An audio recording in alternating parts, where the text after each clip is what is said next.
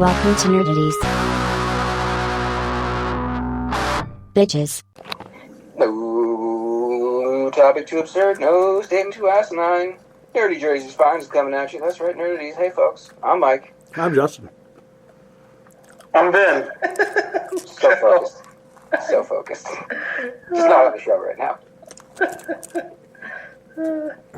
Okay, I'm here. You missed the holiday. Are you making up for it? Yeah. So, I'm glad he's doing this right now, because one of the things I wanted to talk about was we had finished watching the entire MCU in timeline order. So Over a long period, though. So it was like about a month and a half. And you're current. For shiz. Yeah, I've seen the two most newest movies in theater. So we're like, oh, what are we going to start next? We just did Fast and the Furious not too long ago. We do Potter like every like November, December, like pre-Christmas shit. She's like, how about Star Wars? And I was like, yeah. That's fine. I don't want to hear more about Obi-Wan. So we started in timeline order. What, so you start with Acolyte? No, movies only, sir. Yeah, if he had done the entire MCU, he'd be going till the end of the year. Yeah, we wouldn't have been done yet. Oh, Phantom Menace is a terrible fucking movie. It has its moments, but it's doesn't. not good. It doesn't have its fucking moments. It's dog shit. No, it's got Duel of the Fates. Yeah. Duel of the Fates is great. It's got its moment. Yeah, the pod race scene was really cool. No, it's not. Clerks animated series. The Padres was pretty cool. So It's you have It's not one good. overly long race and one fight. Yeah. Everything else in there is It's bad. suspect. It's bantha fodder. I mean, you got Liam Neeson's performance, which, with the material he had, is graceful. But you don't really have to. You have Liam Neeson's fucking like Qui-Gon. You gotta follow the rules. You're a Jedi, bro. Nah. Is that what we're getting tonight? What? Your anger and your lust for power have done that.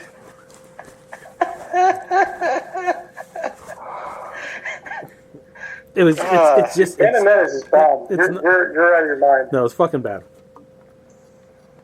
Don't lecture me, Obi-Wan. I see through the Jedi's lies. Don't lecture me, Obi-Wan. I see through the Jedi's lies.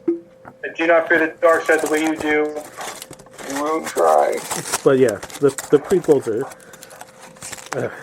Your new empire. And you can't even say they get better, really. They don't. Because, like, Attack of the Clones has so many problems, and then Revenge of the Sith there are improvements there. Revenge of the Sith is the best of the three. Absolutely. Yeah. It's rushed. It's very rushed. There's a lot going on in there.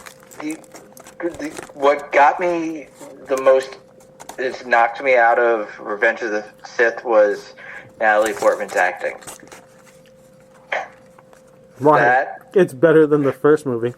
Well, that whole part, you killed Youngling? Like, that, just that line is as bad as the sand. Watching it silent, you just see her emoting like that. My heart broke too. You're breaking my heart. That line always hurts me. That line, but the line... Yeah, is that like that speed bump in it? Yeah, and it's not even just the performance. It's really, that's the line you're going to go with. Yeah. Obviously, it's breaking her heart. You couldn't think of something more poetic to say than literally, you're breaking my heart. She died. Well, from a broken you're heart. going down a path that I can't follow first, which that hit pretty hard. Like, dude, I loved it. Like, you murdered a whole temple of children, and he's like, enough. Stop talking about Obi-Wan. We're gonna go kill the Emperor now. This is what I get for marrying someone who's 6 years younger than I am. You're being a real bitch right now, Padme. I'm gonna fucking choke you, you little bitch. He wasn't very mature. That's why you don't go for younger men. Mm-hmm. just In lost the Phantom Menace, she's like, I care for you. And he's like, I care for you too. Bro, you're like 5. I was like 11. She was like 15. It's still wrong.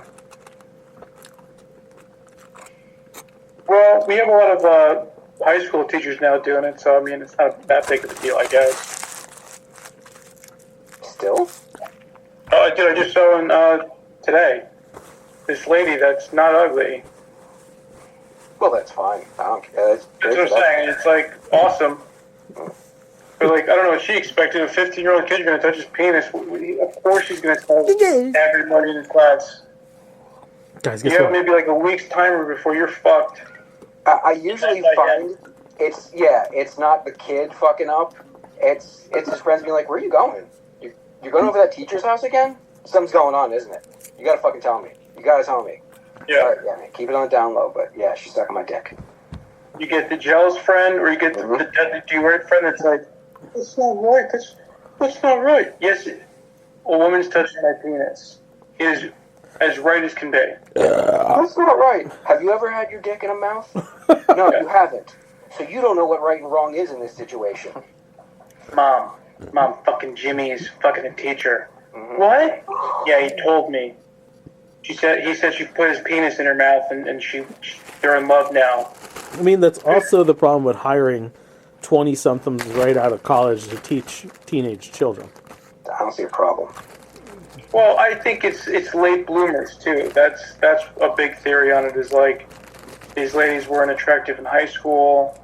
They go through college, come out of college, then they're good looking, because the blooming late, and these kids are flirting with her, and she's like, "Oh my god, guys are talking to me. I'm the hottest chick in school now." How bad do you think it would feel if, like, little Billy's getting his knob hopped, and little Johnny's like, "Yo, man, I'm jealous. I'm gonna tell my mom." Little Johnny tells his mom, she's like, "Oh, really? Is she hot?" I know, South Park. Nice. Did you get her number? Nice. Johnny's mom is into it. You don't see a problem with this? Yeah, the only problem is she's not doing it with me.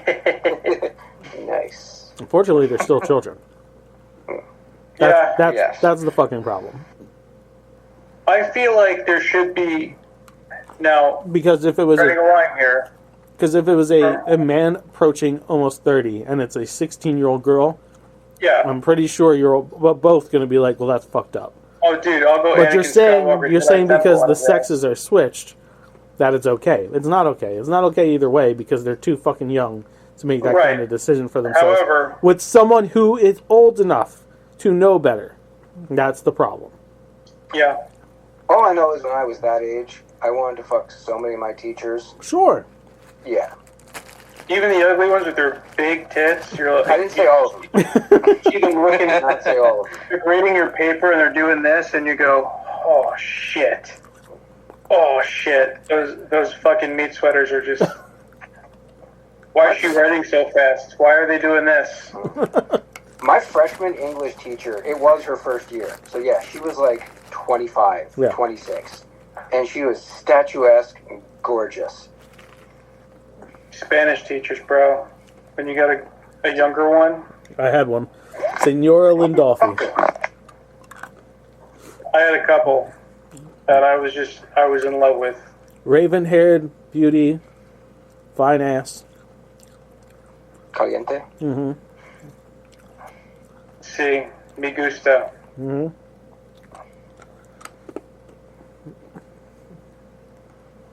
It's a good way to start.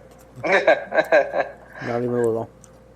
So, how far did you just made it through episode 1? You didn't? Did you trek on the 2 yet? So when we watch this stuff, it's like usually we watch a show and then we watch a bit of a movie. That's why we're doing movies that are like ones we've seen and like, sequelized. Uh-huh. So only do 20-30 minutes of the clip. Okay. Which is probably all I can fucking handle if we're being honest, because the movie's terrible. Like, which movie? Phantom Menace. Oh, Phantom Menace. Jar Jar and the Gungans, like all of them are It's not just annoying. it's not just them. It's the Trade Federation. They're dumb. It's The not. voices are horrible. The voices are terrible. horrible. The practical effects on them are dog shit. The only saving grace for that movie now is that they digitized Yoda. Yeah. 'Cause that was the worst puppet I've ever fucking seen. Oh, it was awful. I disagree. The Trade Federation was worse than Yoda puppet. Oh, Because we had a standard to bear for Yoda. And he looked nothing like him and was even worse articulated than in Empire and Jedi. He looked horrendous. And in Light and Magic, the new episodes that popped up, they spent like 10 minutes talking about, like, yeah, we fucked up on that one. He looked horrendous. It didn't work for anybody, but we were under the gun. The story is kind of trash. They send Jedi representatives. The whole thing goes sideways. They leave with the Queen. They stop in Tatooine. There's a fucking pod race. Oh, let's get to the Senate.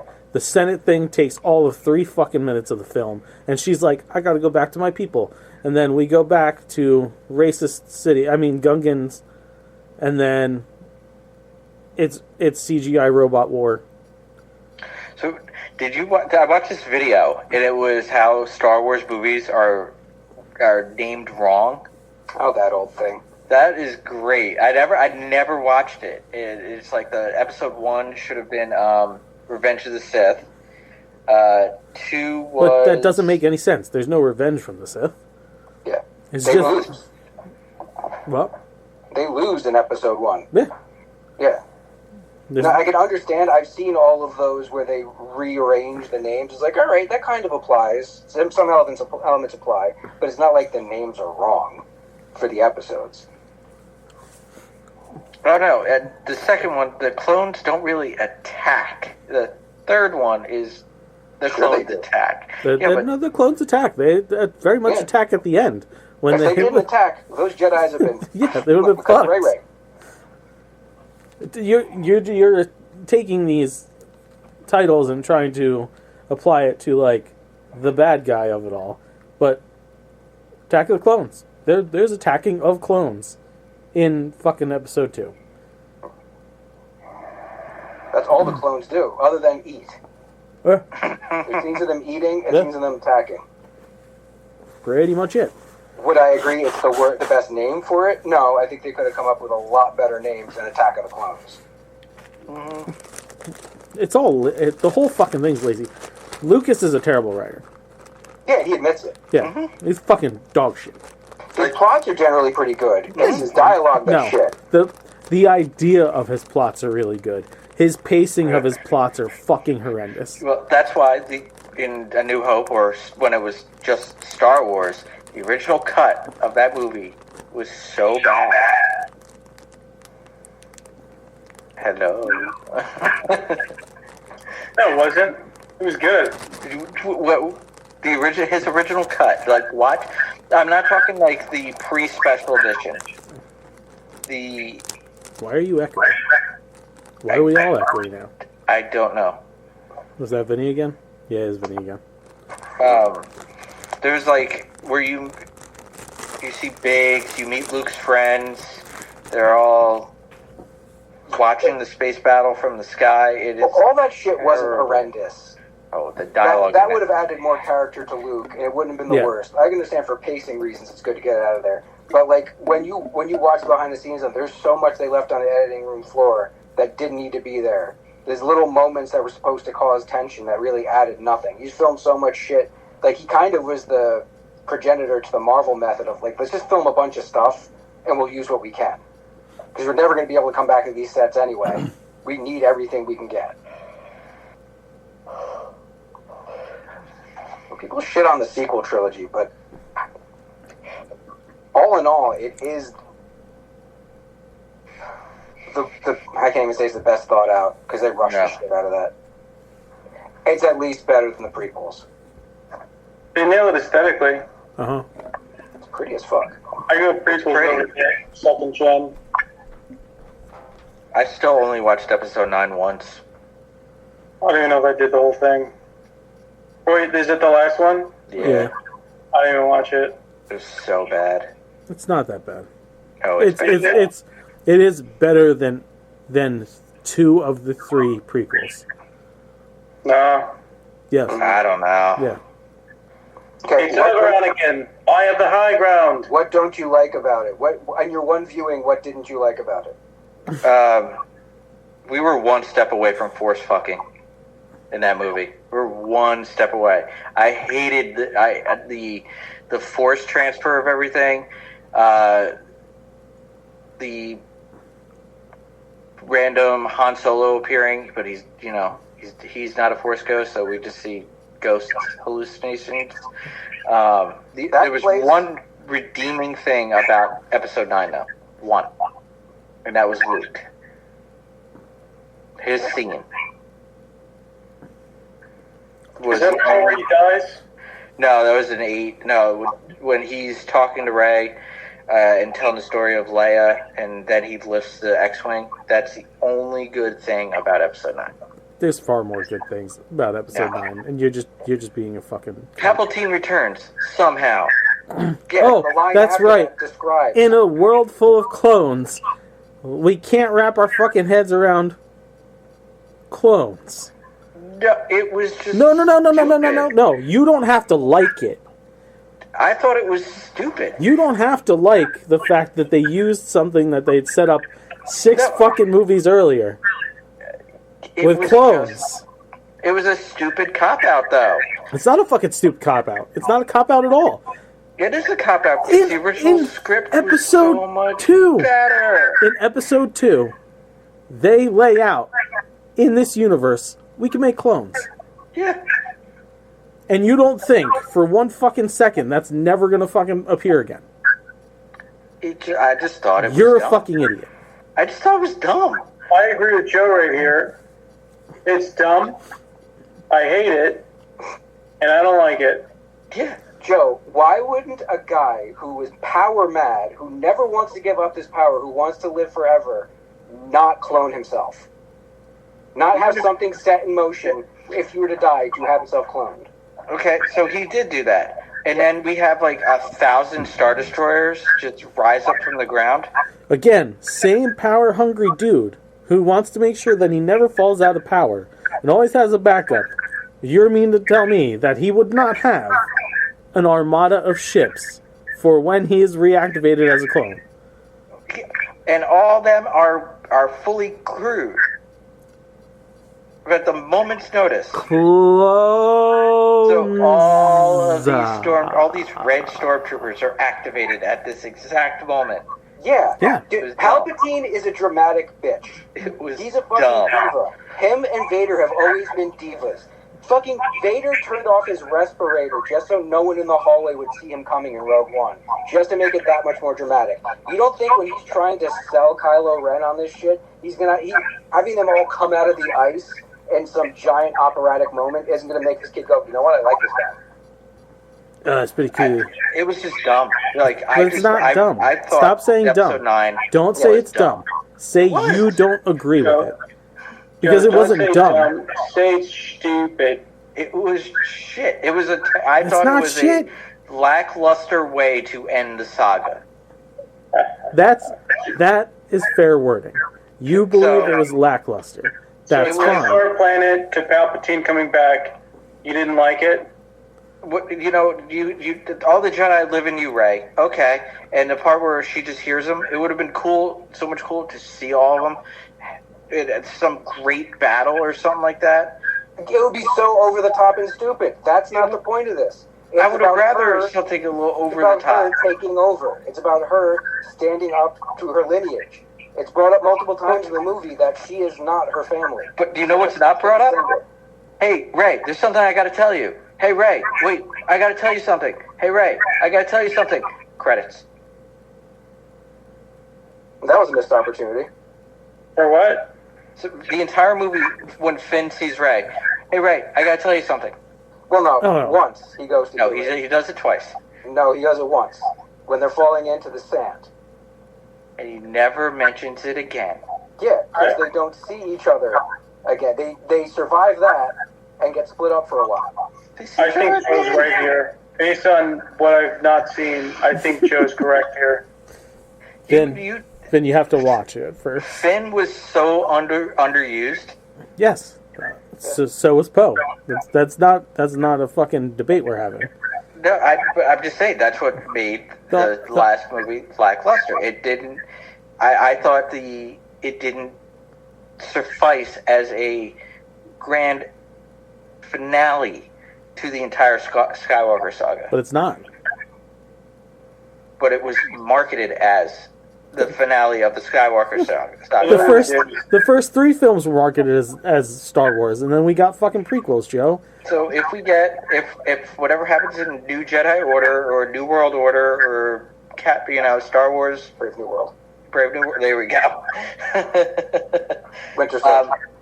And it redeems it. Okay. But right now, episode 9 sucks. It's not gonna redeem it. It's gonna begin. Not gonna redeem it. It's gonna begin. Pep talks. It's gonna begin telling a new story. Not even. It's gonna be pep talks, and whether or not Rey's worthy enough to carry the mantle of the Jedi. No, we're beyond that. They're making this movie because they've taken so much shit about her. Yeah. They made an entire show about Falcon not taking up Steve Rogers' mantle, and then they made a movie about it. But the show was about him taking up Steve's mantle. But he wasn't good enough, was he? He No. never had the makings of a varsity athlete. But by mid-season, he was pretty much...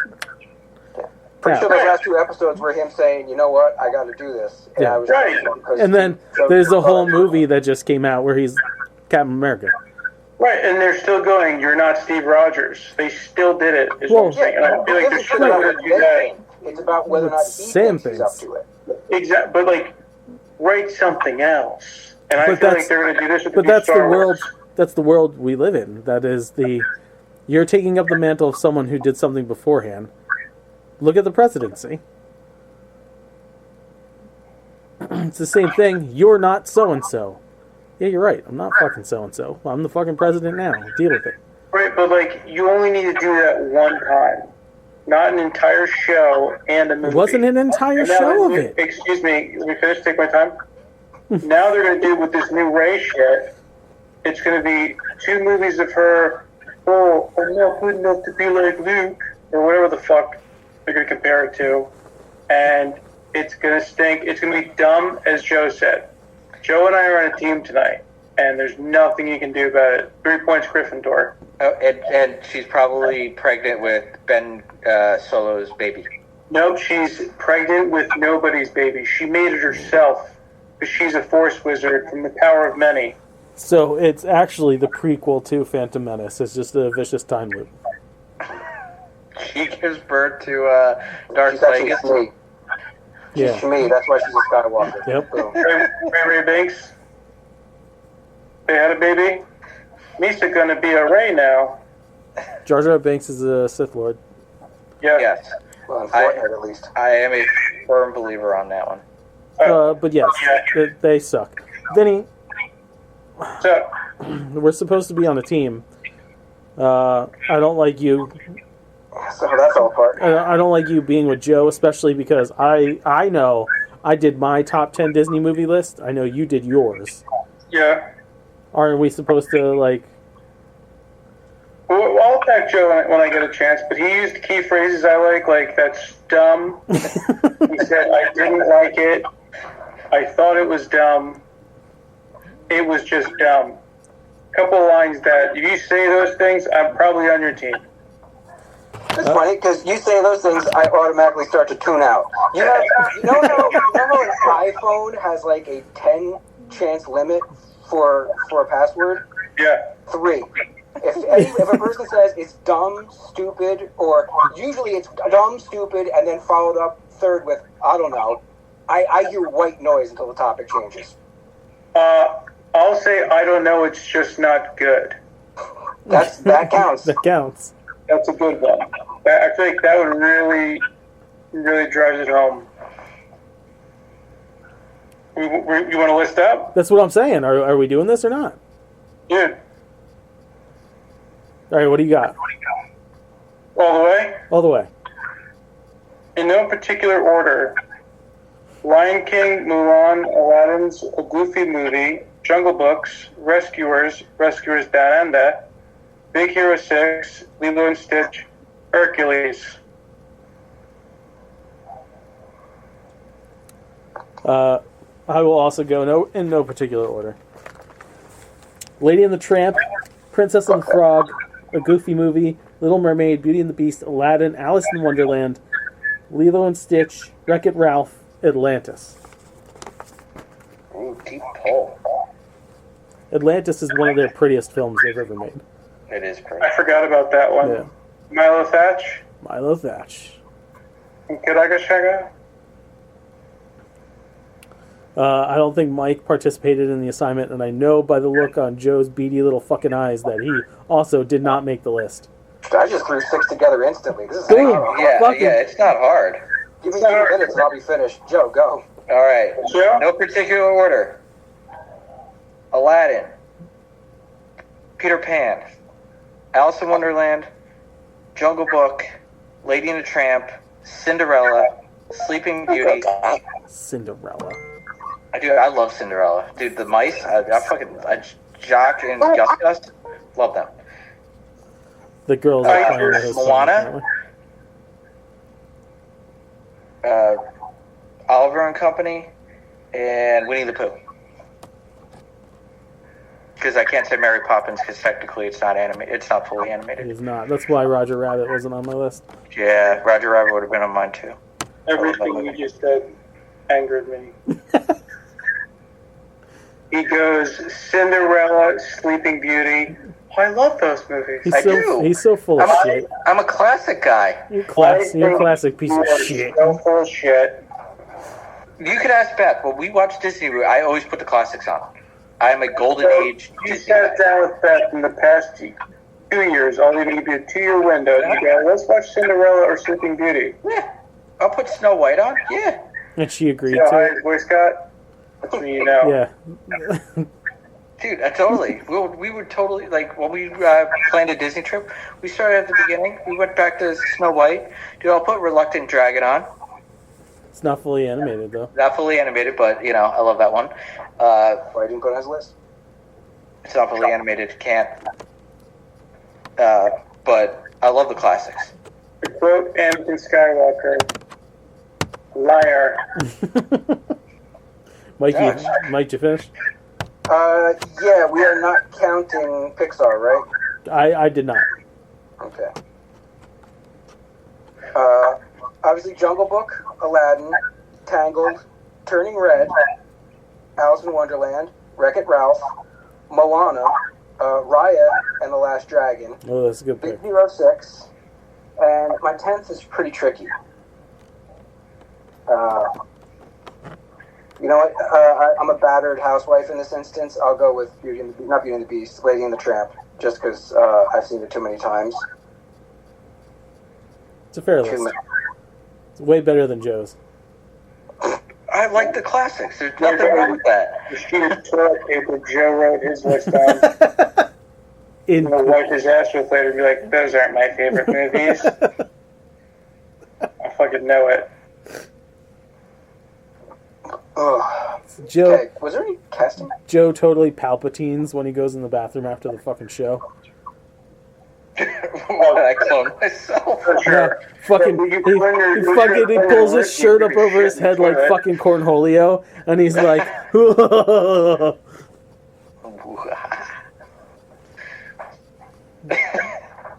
be right back. Oh, I'm afraid this shit will be quite operational once I sit down. Good. Was there any casting? I didn't see much casting. I didn't see shit. I didn't see any casting. You know what? Let me do the Google just to make sure there's no casting. Yeah. None of my sources had Jack. So then we'd go directly to trailers, I'd imagine. Seems to be the thing to do. Yeah. The Ritual, which Justin just shared shortly before we started recording.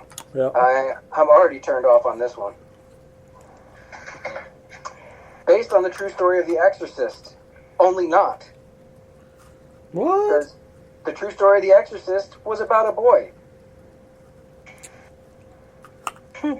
That is correct. Yes, so already they're jerking us around. And this is where I start to turn into a complete naysayer. I am so fucking done with possession exorcism movies. It is such a worn-out trope. Hold on. I'm going to throw one out to you, though, real quick. Mm-hmm. That was kind of fun. My best friend's exorcism. What? I Yeah, didn't see that. That was Amazon? that was Amazon. Amazon. It's fun. But at least that takes a spin. That's kind of like Freaky. Where, all right, Right. we have a concept. Let's do it in a different way. This is as fucking by the book. That trailer looks like every other exorcism movie I've ever seen because they're trying to do the based on a true story shit, even though it's not. And then on top of all that, you got Legion being pulled around by the nose by fucking Michael Corleone. I am completely unimpressed by that. The ones that were just took me completely out of it were the two prequels to The Exorcist. We didn't make it right the first time, and we didn't make it right the second time. Actually, that was more of a I didn't like that edit. Someone do a different edit. Yeah, Do some more pickup shots. That one didn't work out. bad. Oh well, Stone Skarsgård got 2 fucking checks. Yep, good for him. The Death of Snow White. This one kind of got me interested. Those look fun. This is a little bit more horror. Kind of, well, they're throwing the Grimm Fairy Tales title out there, so this is a lot more direct from the source material, so I'm kind of interested. And Murderous Dwarfs. Yo, the dwarfs fucking shit up. That looks fun. Yeah. There's part of this that kind of has that kind of crappy public domain horror movie that we're getting constantly with Winnie the Pooh and Screamboat and the Popeye one, but the overall quality looks better, and Snow White has been public domain far longer. Yeah. So it isn't just them jumping on a trend. This is like, why has no one done the Grimm Fairy Tale version? Let us do that. And Together was the only other one, right? And then we had a game trailer that dropped today. Unholy Trinity. Oh, that's right, Unholy Trinity. Sam Jackson, Pierce Brosnan. I can't remember the kid that's in it. Is he a name or is it somebody and unknown? that kid. Oh, and a kid. And a kid. Yeah. Westerns will never die. This kind of has a 3:10 to Yuma, True Grit thing going on. Yeah. It almost feels like Sam Jackson's character from Hateful Eight got transported over, or maybe it's like a prequel to that or something. It looks like he's going to chew a lot of scenery. Pierce Brosnan is perpetually 55. Yeah. Yeah. This could be interesting. What was the other one you said, Joe? GTA 6 dropped a It dropped a new trailer? trailer today. Oh. Captured from the PS5, which I will totally say looks fucking beautiful. Like, my God, those graphics look pretty amazing. Yeah. It's gonna look. guessing Crow. It's gonna look even better when this game finally gets released on the PS7. Well, when the PC happens in 10 years, it's going to look amazing. Well, it's absolutely going to be a PS7 release, because that's how they work it now, right? We're going to get 5 different versions of this thing. Well, yeah, like GTA 5 was released on three generations of a console. No. Yeah. I mean, they're gonna drop in the next few months. Listen, tariffs, and we gotta go back and fix stuff, and like. Well, Yeah. they just released the release date. They just announced what the release date is For now. for now. Well, it was supposed to come out this year. Yeah. Yeah. It's the game industry, bro. Games get like 12 release dates. Dude, Vice City is pretty. I'm The still way they did waiting. it. I'm still waiting for Beyond Good and Evil 2. Don't hold your breath. I'm waiting for Elder Scrolls 6 to come out in 20 years when it was announced 10 years ago. Well, that's a higher likelihood. At least people have paid for that. Beyond Good and Evil? Come on. We might be the only people who remember that game. Definitely check out the trailer. Like, it makes me want to upgrade my system so when it does come out in 10 years on the PC, I can actually play it and make it look nice. Why don't you just get a console? It's going to come out on the Switch, too. So just get the fucking Switch, too. To have a computer. I'll just play it on the computer. I've got a new controller, so I can play on with my new controller. Or, for the price of the graphics card you're going to need to play this fucking thing, get a console. That I already have. Yeah, unless the specs don't match. Oh, no, I got a 4070. I'm good on that one. I just needed... My bottleneck is my processor, RAM, and board. So just everything else. Yeah, no, but the most expensive thing is already covered. Well, do you have an SSD? Oh yeah.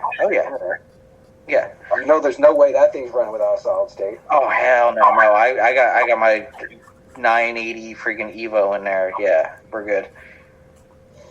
Okay. So then the last trailer would be Together, starring Little Franco. Oh, I know his name, Dave Franco. He'll always just be Little Franco. He has now become, in my opinion, a bigger star than his brother was. A more reliable star. Yeah. Well, I wouldn't even say bigger star. Better performer. I don't know. His brother got an Oscar nom. Yeah, but Dave has been in, like, a lot of really good movies.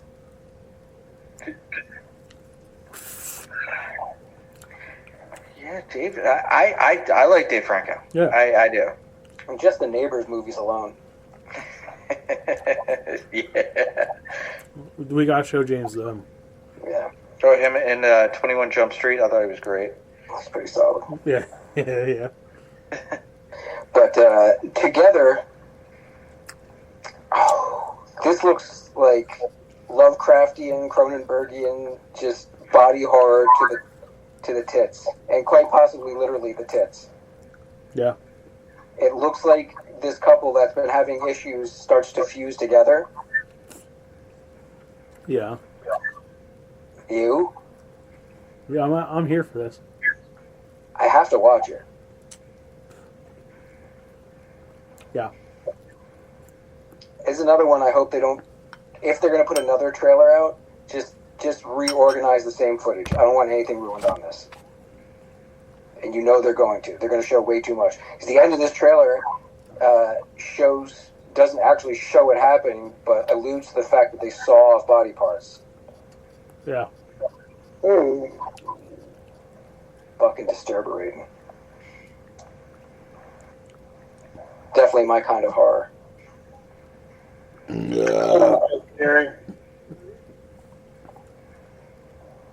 Definitely looks way more scary than that dumb shit Exorcism movie. Why do they keep doing this? Then he was not here for that? There you are. No, I'm OPing. Whatchamacallit? Why? Russell Crowe did it, and I go, why?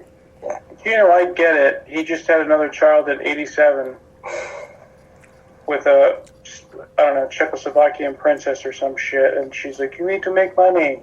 I'll do it. What movies it got for me? Exorcism movie? I'll do it. Yeah. Always wanted to do that. I'm going to be a priest. I'm going to be like Father Merrin. Yeah. Power of Christ compels you. The power of Christ compels you. I'm in the dark here. Because they're cheap, is why. Like, horror is always cheap. And exorcism movies are especially cheap. Because you can do them in one or two locations, use just practical effects, and a little bit of blood splatter, a little bit of, like, makeup on the person. Have one scene where they're up on the ceiling, bing a bang a boom. Well, they said this is the most famous exorcism of all, and I feel like I've seen that before. But yeah, that's how we started talking about it. It says it's the movie, it's the story that The Exorcist was based off of. But that's not true, because The Exorcist was based off of the exorcism, possession of a young boy. So they're already jerking us around. Well, I'm going to make a slasher film, and I'm going to call it Jason Myers. I will not tell you what my source material is, but I can tell you there's a madman in a mask, and he doesn't take kindly to children having sex in the woods. I got the full name for it. It's Jason Myers Nightmare Razor. Yeah. Yes. Ooh. He's got machete fingers. Yeah. Oh. His face is burned with a mask over top of it and nails through the mask. And the mask is burned also onto his face. Yes. And he talks like William Shatner. No. It's a Chris Pine mask that's melted to his face. Yes, dude. It writes itself. Spot on. And he just walks around. He doesn't talk. He walks around. He makes the noise. He goes as he chases you. And you dream about him, but he doesn't actually do anything in your dreams. He's just kind of like, I'm going to come kill you tomorrow. Just a heads up. You're not going to be able to stop me. But he's shirtless. He's shirtless the whole time. Yeah. Yep, he's always peering behind bushes, and he's always going like this, and you're like, and he's like, I'm coming for you. Which way, you'll never know. Coming at you? Coming for you? How you jerking with machete fingers? Because of you? He's got so he's got machete fingers, and he's also got like a flashlight thing in his hand, so he can grab shit like drinks, his wiener, because he's probably sporting a cup-sized wiener. His wiener's cup-sized. Got a lot of girth. He gets hard from attempting to murder people, but they always call him out on it, so he gets embarrassed, so he never kills anybody. Yeah. Wait, what is that? Are you fucking hard right now? Is he turning you on? No. Oh, you fucking sick fuck. Run. But ultimate irony, if he just owned it, he'd have so many bodies. He'd have such a body count. But no, he's all embarrassed because of his Coke can dick. That's right. Ooh. 4 inches long, 5 inches around. That's right. I love it. Netflix, we're coming at you. That's our first pitch. They'll probably be like, it's not bad, guys. You know what? So who do you see playing this guy? Oh, we didn't get that far. David Harbour. You know, we have his number. I kind of figured. David Harbour, or if he's still alive, the guy who played Humongous, I feel like he needs another role. You know what? Gaten Matarazzo, just to really fuck with people. Paul White. Who's that? The kid from Stranger Things without the front teeth. Oh yeah, get him in there. Yeah. Yep. F&A. I think Big Show would be a good... Yeah, Big Show. Yeah. He'd do it. We'll get Kane back. No, we don't want to go there. Oh, you want to deal with his right-wing horseshit? No. Well, no, you kill him right away in the beginning. So you show this guy's power, he kills another really big guy. Good call. Hard. Yeah. He picks him up. No, he picks Big E up and kills Kane with him. Yeah. Mm-hmm. Ooh. Yeah, Fucking nice. Okay, let's do some reviews. I have one other than Andor. I'm not looking up on Andor. I'm going to loop in the PS Plus games of the month with the reviews. The 3 free, giant air quotes, games. Ark Survival Ascended, where you get to fight and or ride dinosaurs. Ooh. I was thinking of downloading it, but it's 150 gigs, so what the fuck? Dino Riders, the game? Yeah. Bolt Gun, which it's a pixel art style first-person shooter set in the Warhammer universe. It's Warhammer Bolt Gun, so it's essentially Doom in the Warhammer universe. Markedly smaller than Ark, so I'll probably pick that up. Well, I'll probably download it. I've already claimed it. The one I've already played today, though, is... Has anyone heard of Balatro? Mm-mm. It's like Bless the you. killer game of last year. The killer indie game. I was gonna say, it definitely wasn't a killer big league game, because I've never fucking heard of it. No. It blew up on, like, the Epic and the Steam store. It's very basic. It's card-based. But you create a deck. It's not the standard 52-card playing card deck. And you get jokers and stuff that'll do multipliers. And after every hand, you have a certain amount of hands to get to a certain amount of points. And the cards you use will get you multipliers. And then after each hand, you can get a little bit of money that you spend on new packs of cards to put new cards in your deck to get more multipliers. And it's a roguelike, so it's different every time you play it. And it's just about building up and building up and building up your deck to become not necessarily more powerful, but have more options to get these multipliers. So it's kind of like Yu-Gi-Oh! Or Magic with a standard card deck. And they're right. It's fucking addictive. I played it for 30 minutes and was like, shit, I gotta do the show. Do you believe in the heart of the cards? I don't know that reference. Vinny does. I believe. Yeah. Bless you. I believe in a thing called love. It's time to duel. John sent me a YouTube clip, like some DJ was dropping in. It's time to and dude, it slaps. So good. These DJs nowadays, man. Nerds. Yeah. They're skinny guys with computers. Where do you think they started? Cocaine. That's where they're at. It's definitely where they're currently at. We just think, listen, Yu-Gi-Oh! What if I take the opening monologue? You know? I got an idea. It starts with Yu-Gi-Oh! Rolls into Pokemon. Just rolls into Pokemon. When all said and done, Digimon sounds. Right? Let's go to the bathroom. Let's go back to the bathroom. You got your power up? Let's power up. We're gonna power up? You wanna power up? I need to power up. Justin and I, out of the four of us, have seen Thunderbolts. Hey man, hold on. I want to save that towards the end. Okay, fine. Let's argue about Andor. Andor, season 2, hold on. year 2. I could do one before Andor. Okay. Yeah, I also have some that. before Andor. I'm current on Doctor Who. This last episode has one of my favorite new Doctor moments. This was kind of on the same level as the episode Love and Monsters, so it was mostly a doctorless episode. Way better than Love and Monsters. Like Blink? On par with Blink. I would say the Doctor was only in the beginning and end of this. Blink, he was more cut through the story. This was more a Ruby Sunday. Yeah, he bookends it. The Doctor bookends it, but this was where a side of the Doctor we had not seen. He did not cry. You know how this Doctor has basically cried into every episode. He didn't cry. He got pissed in this one. You actually got to see him angry. See him very angry.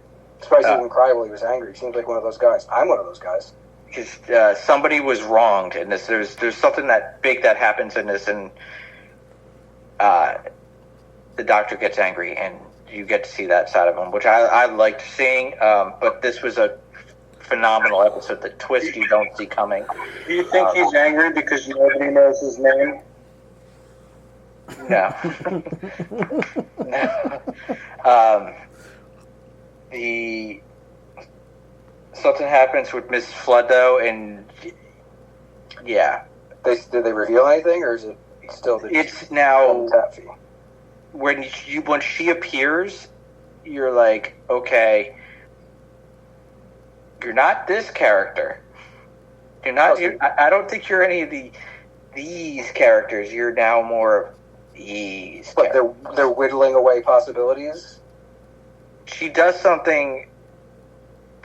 I don't want to give it away. She's the master. No, I don't think she's the master. I think you're an idiot. I don't think she's a master. Because the way that they had it in the giggle was the master was trapped in the tooth. She's she has the tooth in her mouth, so she has the master. I think she's because they're going on these things about the gods with him battling gods. I think she's like I forgot what it. I was watching some classic thing where they talked about one of these classic beings from a different dimension, and she would be the main one that she's sending out her harbingers. It's the King of King, the God of Gods, the Ayatollah of Rock and Rolla. But this season so far has been really good. I think best in years. Joe reminds me every time he gives a review of something. He reminds me of Chunk from the Goonies. It's like, oh, it was the craziest whatever. And they're like, oh, just like last week when it was the... Like, I feel that's every time Joe talks about... No, but this season has been one after another of good episodes. Last year, there were some meh episodes. The Flux, meh. Jodie Whittaker's downfall was the writing was terrible. And since Capaldi's last season, there's been a lot of mismarks with Doctor Who. Listen, Joe, I just want you to do the truffle shuffle. Wow, you just gave in, right? You're not even gonna fight. We're video now, so I could shake the belly. Well, I would have said no for at least a second. I'm not lifting the shirt though. Any other reviews before we do these twos? I watched episode 3, Revenge of the Sith. It's really good. It's not a review, that's a reminder. It's really, really good. That's it. Nothing new, just Ted Lasso still. Okay, so... Hold on. I caught the first episode of Star Wars Tales of the Underworld. Ooh. It's pretty good. How good? Pretty good. I'm not gonna lick its balls like Joe does for stuff. But, it's nice and compact. And it's also extending stories of, characters that you found intriguing. And not, throwing a bunch of shit you don't really care about at you. Yeah, each arc is about 45 minutes in total. Yeah. Between the 3 episodes for each character.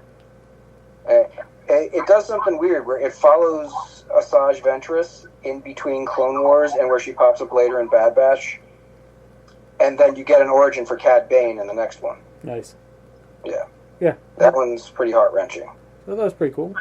Yeah. The other thing I watched, Ash and I started Another Simple Favor. We didn't finish it yet because life has been lifing the last 2 days. I loved A Simple Favor. It's fucking cuckoo. And this second one is even more insane. So I highly recommend so far. But I watched Companion yesterday.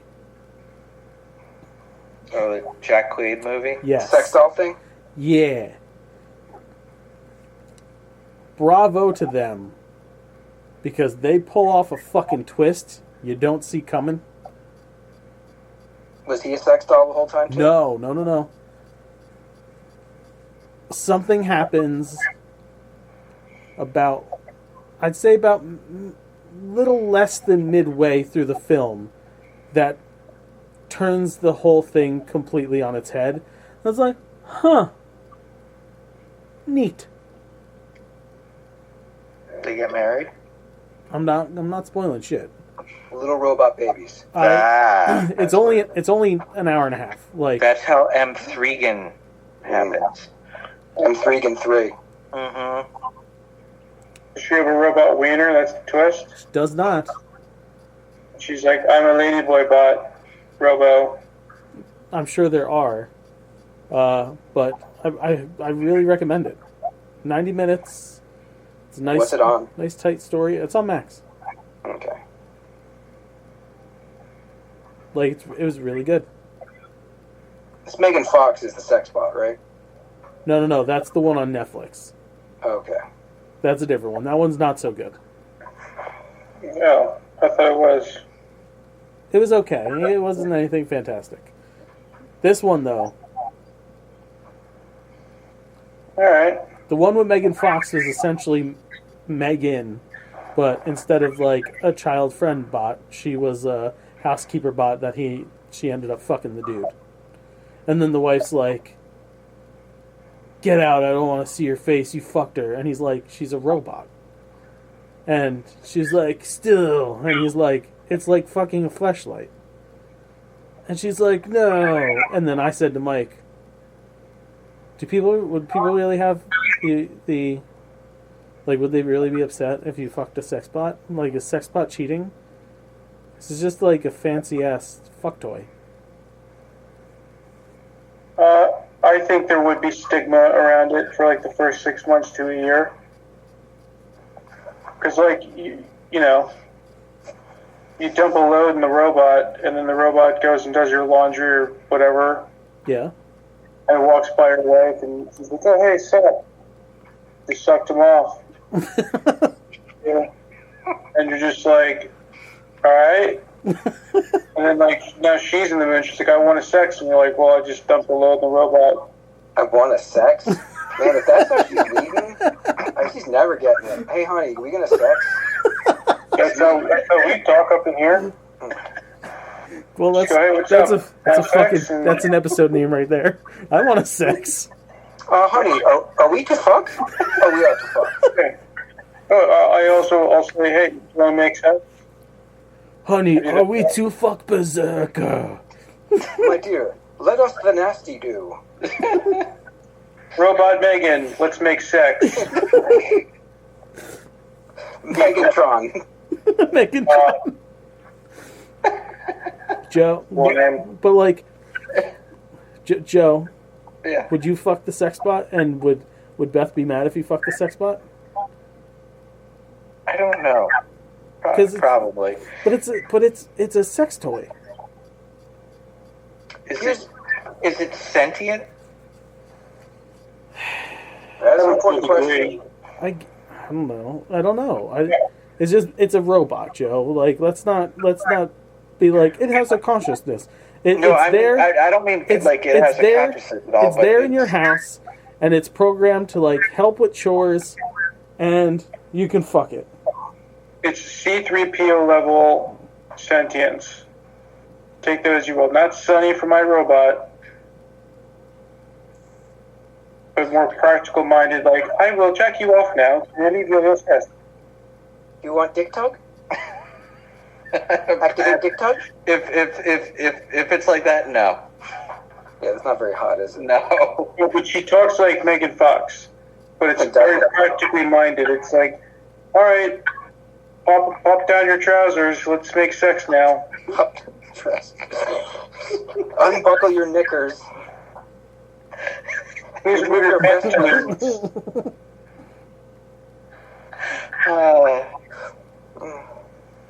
Ooh, are those boxers? No, boxer briefs.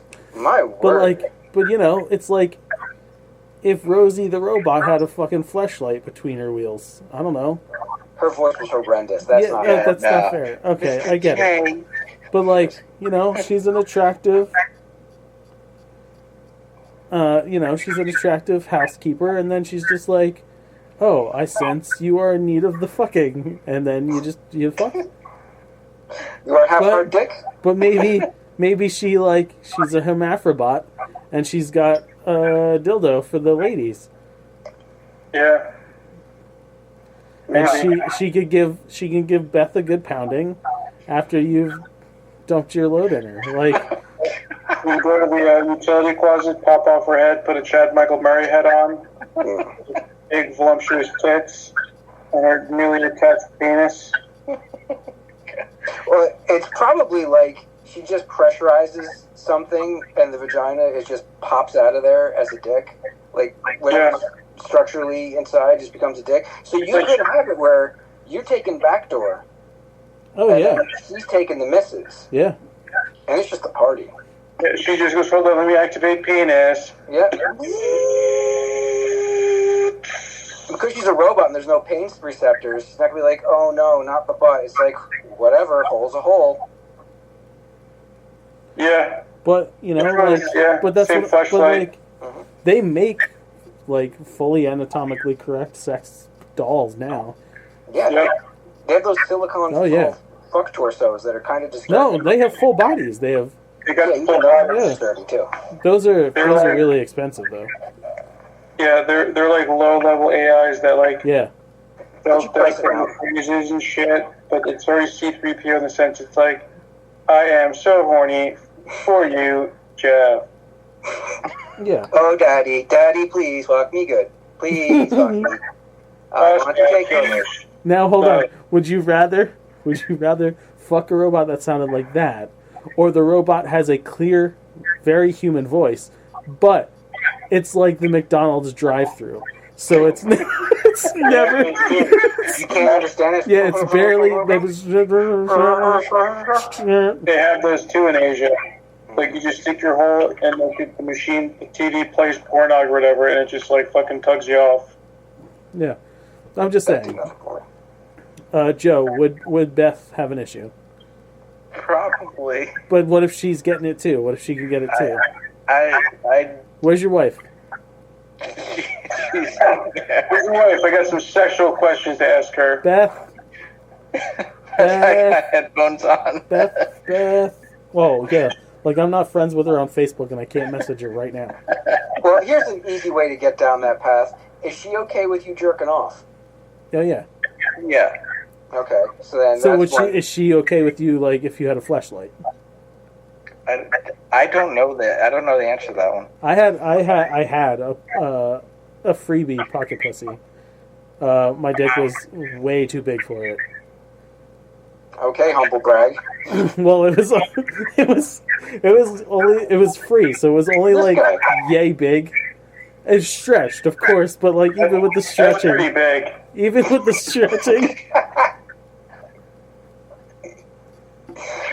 What'd you do with the rest of the room? Yeah.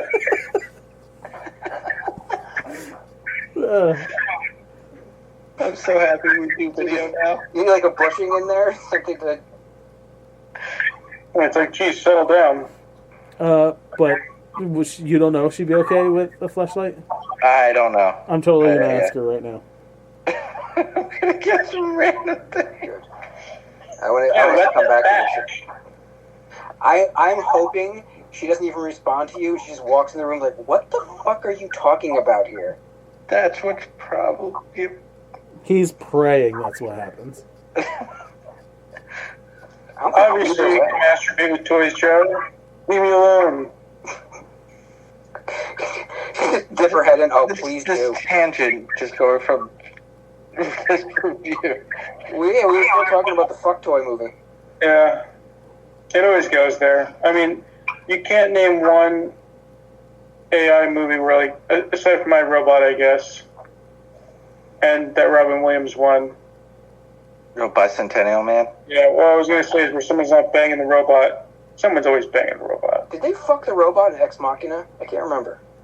Yeah, I yeah, think there's love there. Fucked her? yeah. He fucked her.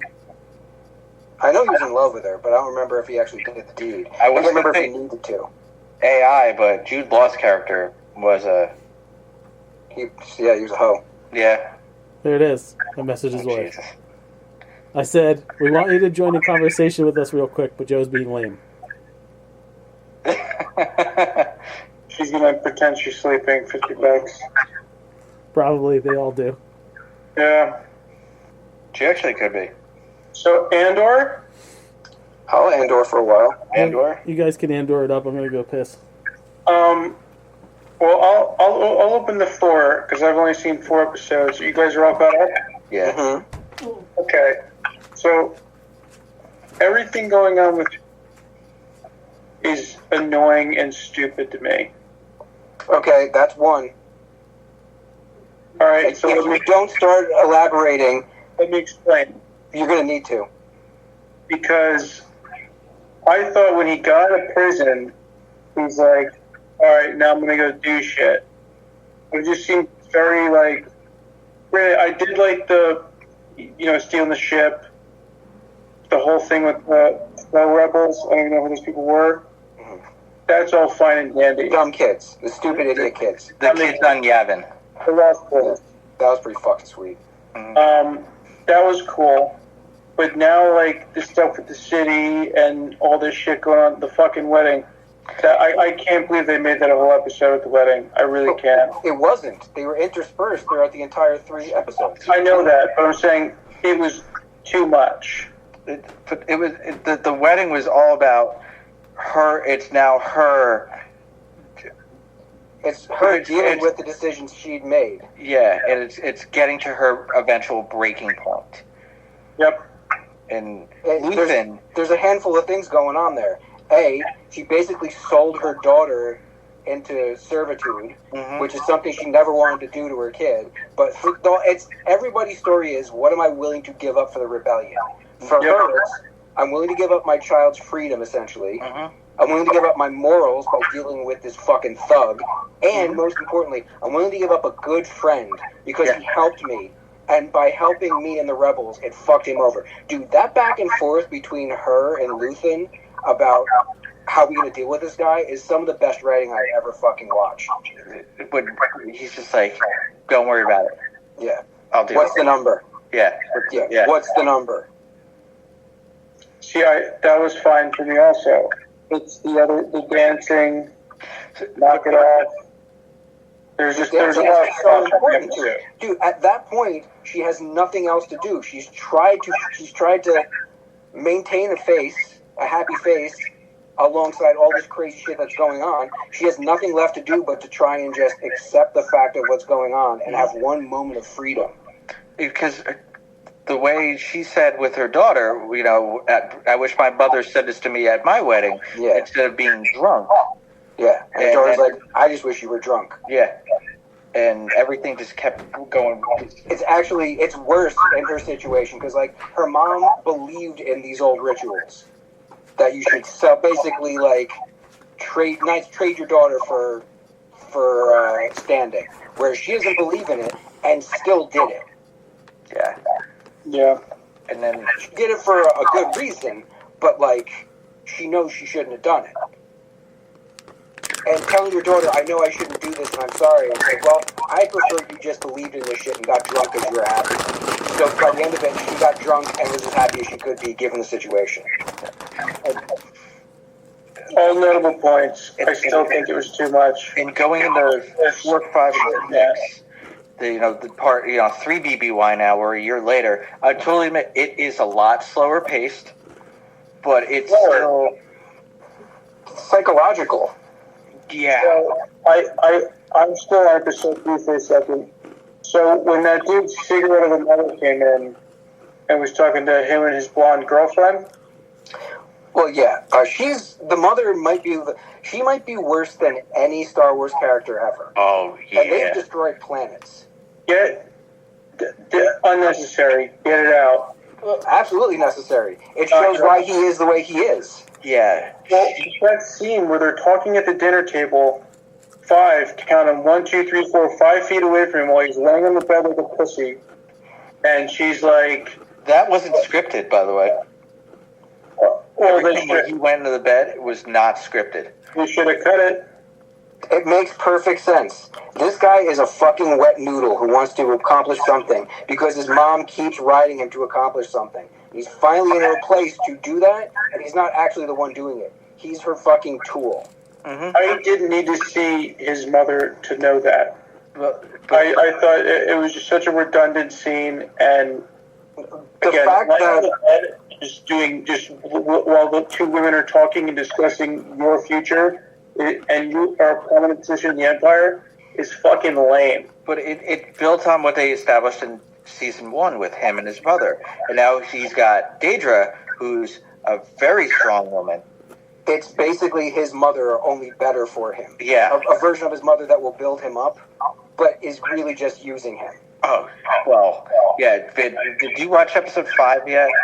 Oh, yeah. He's obviously in the dark about a lot of things. Literally. Yes. Like, episode 6 has one of the, not the most tense scenes I've ever seen, but a really good use of tension as 2 different sequences are happening, and both of them are really fucking tight. uptight and tightly edited. Bix in Yeah. 4, 5, and 6. Yeah, Bix is going through some shit. Yeah, she is. But her final moment in episode 6, that's fucking... Yeah.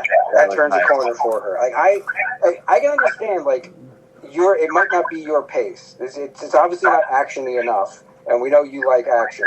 But, like, it is really well done storytelling. It is character growth and character establishment. Dude, Lonnie, the scene at the party. All the shit with Saw Gerrera. Oh my god, that was so. Dude, yes, his monologue. Yeah. So good. Seeing how Saw Gerrera has fallen apart over the years, especially if you watch the Clone Wars. If you only watch the Clone Wars and then you watch Rogue One, you see how fucking gone he is in Rogue One. They finally explained why he got there, and it's like, oh, okay, yeah. He is absolutely Apocalypse Now. Oh yeah. That was episode 5, I think, was mostly that in the shit with the guy getting trained. Yeah, that was some shit. Oh yeah, because Forrest Whitaker's character came back, right? And he's like, "You ain't going nowhere, boy." Mm-hmm. Yeah, he's like, "You're staying here," but that does some twisties and turnies too. Yeah, like, we're on Gorman now, and we know what's going to happen on Gorman. Like, it's canon. It's I don't remember anything about the history of Gorman. I just know it's a powder keg. It's Ferrex all over again. They're trying to create a situation that they can quell. And I heard what the bellboy was telling Cassian was from Legends. That actually, I guess they made that canon about Tarkin. The whole shit with Tarkin. Yeah, that was a great scene too. Seeing Cassian play different people, like he's got to actually go undercover as a spy on this planet and not be Cassian. That was pretty fucking sweet. Oh yeah, and it didn't work. Yeah, and him feeling out this group of potential rebels and being like, nah, bro, they don't got it. They got heart, they don't got the skill. Back off of this shit. And no one's listening to him. It was... Yeah, I guess that is my biggest issue with this, because I don't mind character development. I watch Game of Thrones. I watch bullshit House of Dragons. It's just the fact that what Justin said, these are all dead people. And you're building all this up for the ultimate demise. And this not all of them. The first season was like a build-up season. It was good. It wasn't crazy action. They built it up. To this season where you think like, because he's like, oh, not fucking run anymore. And now it's just like they start off with a bang with him, and now it's just, he's dancing in his fucking living room with Biggs. It's like... He needs that in him, but when you see him in Rogue One, you have to see what broke him to that point. And there's no way Bix is dying. That's the thing. Is she or isn't she? Does something so bad happen between them that they split up? Or is she taking drugs? Yeah. Yeah, like she's doing downers. She's trying to get in life. Like, was it in the Batman taking drugs? Yeah, she's fucking drophead.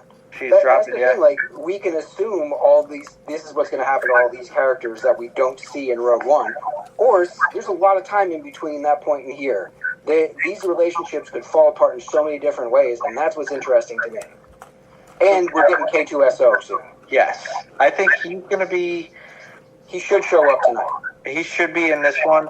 I'm still calling the big... Gorman thing happens in episode 2. That's my theory, and episode 3 is going to be the repercussions of that. That's just my theory. I don't know. I talked about this at work. Everybody else thinks that it's going to happen in episode 3. It is kind of weird having a bunch of French people talk French in the Star Wars universe. I'm pretty sure that's the language they're using. Yeah. I don't know. Everything with Luthen, I don't see his character lasting. I don't see him surviving. The daughter, yes. Oh, his assistant? Is that his daughter? I always thought that she was his daughter. Well, his comrade. Maybe she goes on to something in the rebellion. But yeah, he's too worn down in this thing. Like there's I think it was the episode 5 where he's like, I can't keep this shit straight. We got so many different things going on. Like I don't know who I'm lying to anymore. Man, 46 minutes, 50 minutes, and an hour. The last episode is an hour. I'm looking forward to it. I hope they have a lot of dancing in it. Well, dude, there's going to be a lot of death. There's a lot of death coming. There's a whole lot of death coming. All right. So, actually, Mike, I have a theory. I have a question for you. Mm-hmm. Because, Tony Gilroy said, no Vader, no Emperor. Yeah. But we know in a trailer that Daedra is getting force choked. Inquisitors, maybe. That is what I said. Do you think that is kind of a meh?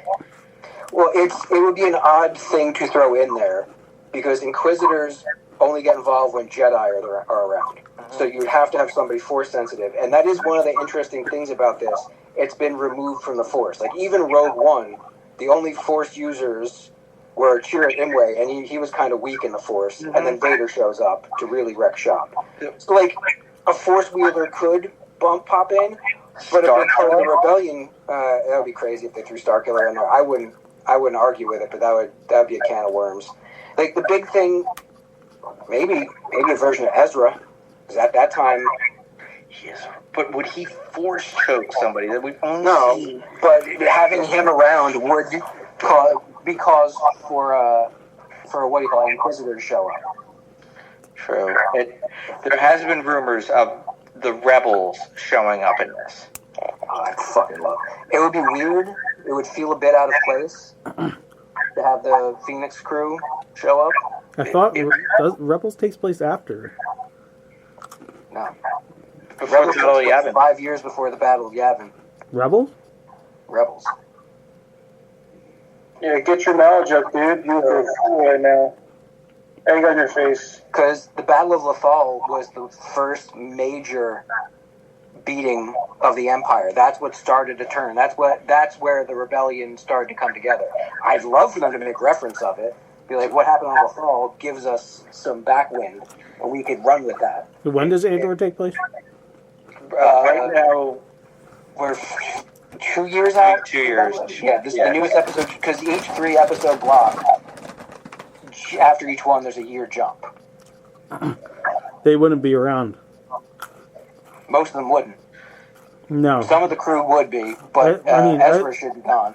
Yeah, Ezra would be gone because that says Rebels takes place 5 years before New Hope. Yeah.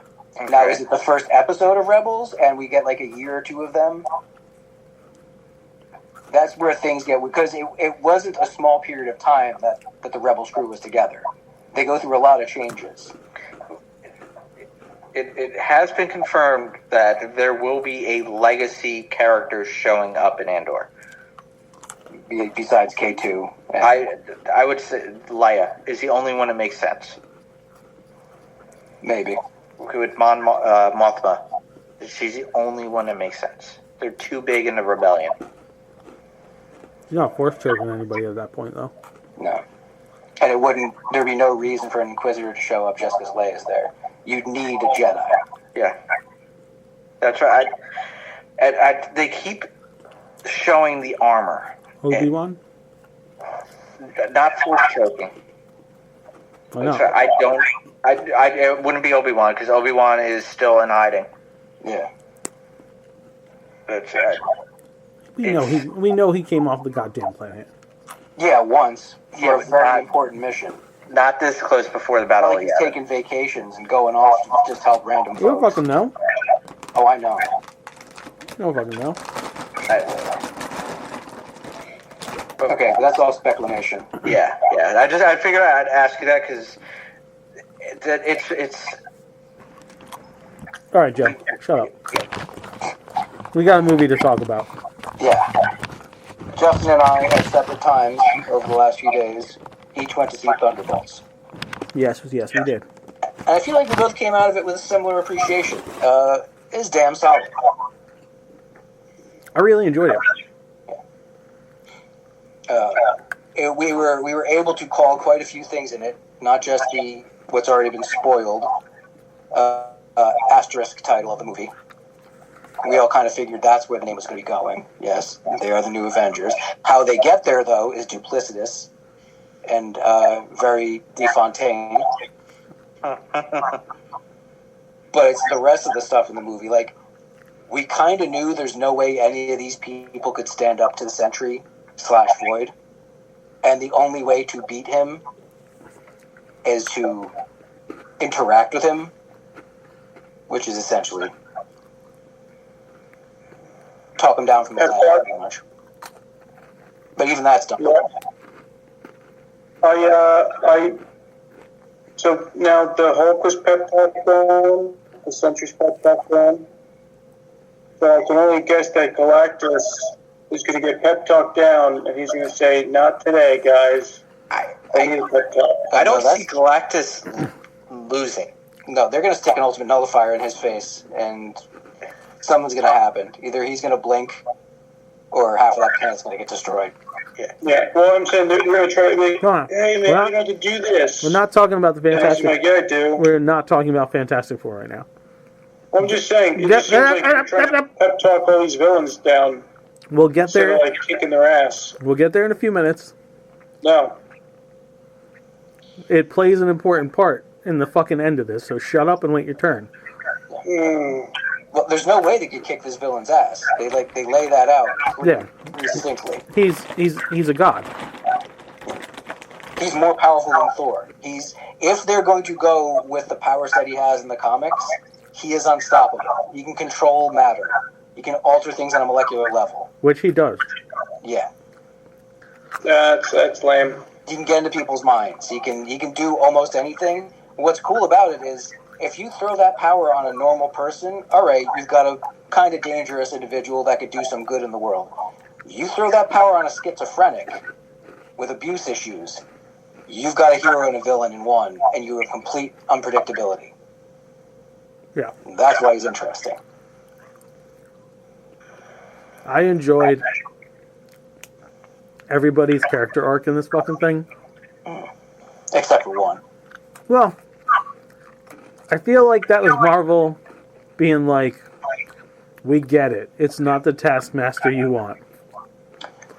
Did you hear the story arc they had for her?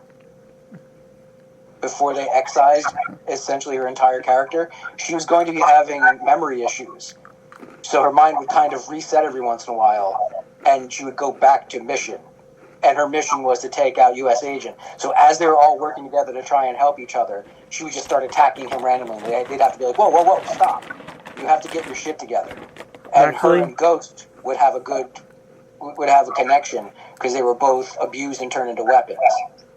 And that would be a part of Ghost's arc in this whole thing, who, when it all comes down, has the weakest arc out of everybody. So it would have given her something more to do. Yeah, but I think that would have been too much. Honestly. It would have extended the movie about 10 to 15 minutes. It might have hurt the pacing. Yeah. And obviously taking her out the way they did makes you think, holy shit, all of them could go. Yeah. So it works in a way, but like I said, man, they can't stop doing that character. That poor woman wrong.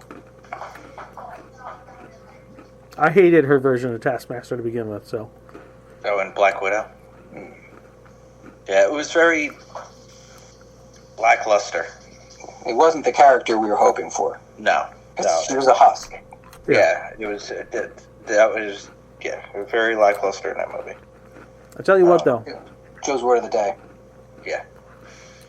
I was really proud that they peppered the humor throughout, and it's not nearly as funny of a movie as the trailers have made it seem.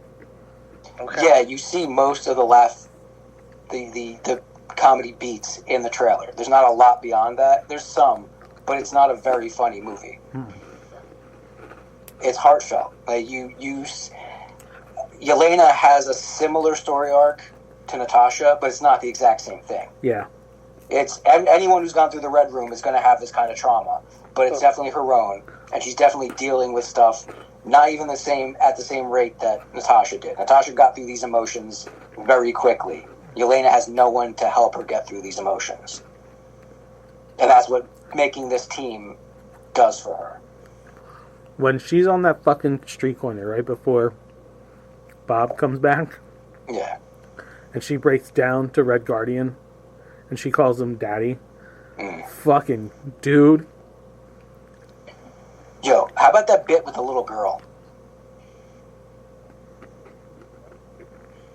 I really liked... I didn't think this group was going to have heroic moments. You figure they're a bunch of military units. They're just going to be a strike team when it comes down to it. But no, they all embrace the notion of, let's be heroes. Let's do the right thing when it comes down to it. And they kind of do it in a, well, what the fuck else do we have to do?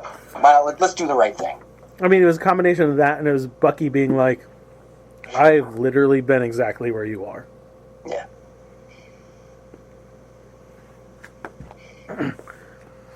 So everybody needed a pep talk to be a hero? No.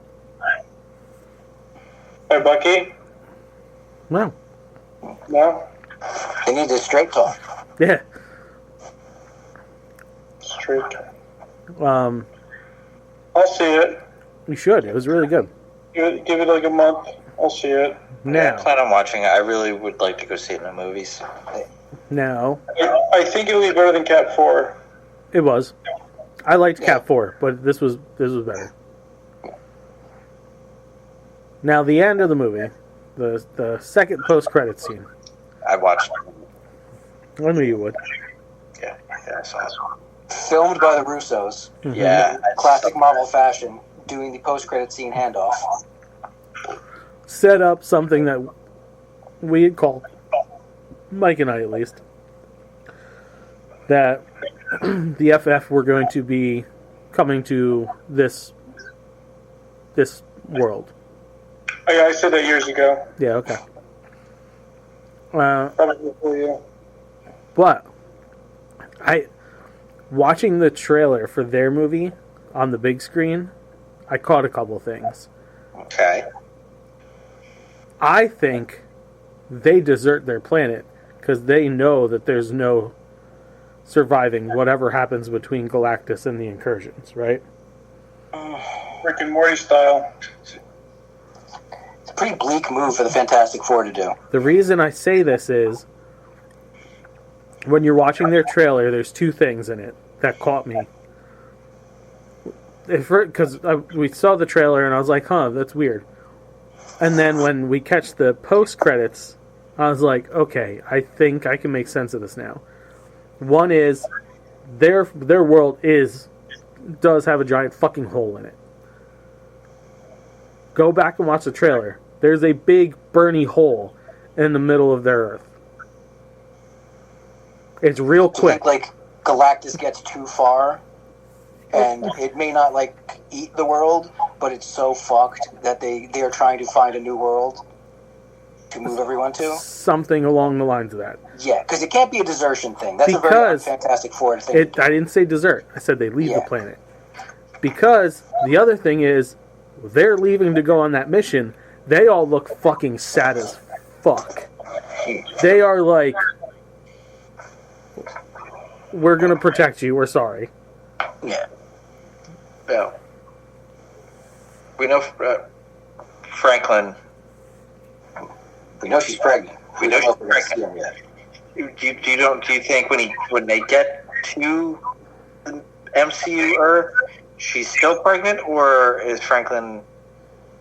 I'm not even worried about that right now, because I think the baby's born during the movie. I think there's an accelerated growth of the child, but that they probably keep that under wraps. My thing is, I think they know their planet's fucked, and they need to find a way to unfuck it, and that involves them leaving. And that's why they look miserable when they're going on this fucking mission. Yeah, they feel like they're abandoning everyone. They know they have to do it to help everyone. I see where you're going with this, because when you look at that trailer, everybody's like, "Thank you, Fantastic Four. We love you, Fantastic Four." It's boasting. It starts on such a high that Yeah. the only Right. way to end it is for them to be. Now that I've mentioned this, go back and watch the newest trailer because it'll click. Yeah. That's the kind of misdirect you need. But that moment where they zoom in on the interdimensional ship and you see it rotates in the floor, dude, there was a synchronous holy shit between me and the guy next to me. Yeah. I mean, as soon as you see the design of the ship, you're kind of like, oh, it's definitely this. Yeah. So we're watching it, and Ashley knows nothing about Sentry, right? She knows the Thunderbolt guys at this point. Everything she's learned from the previous movies, knows nothing about the Sentry and the Void.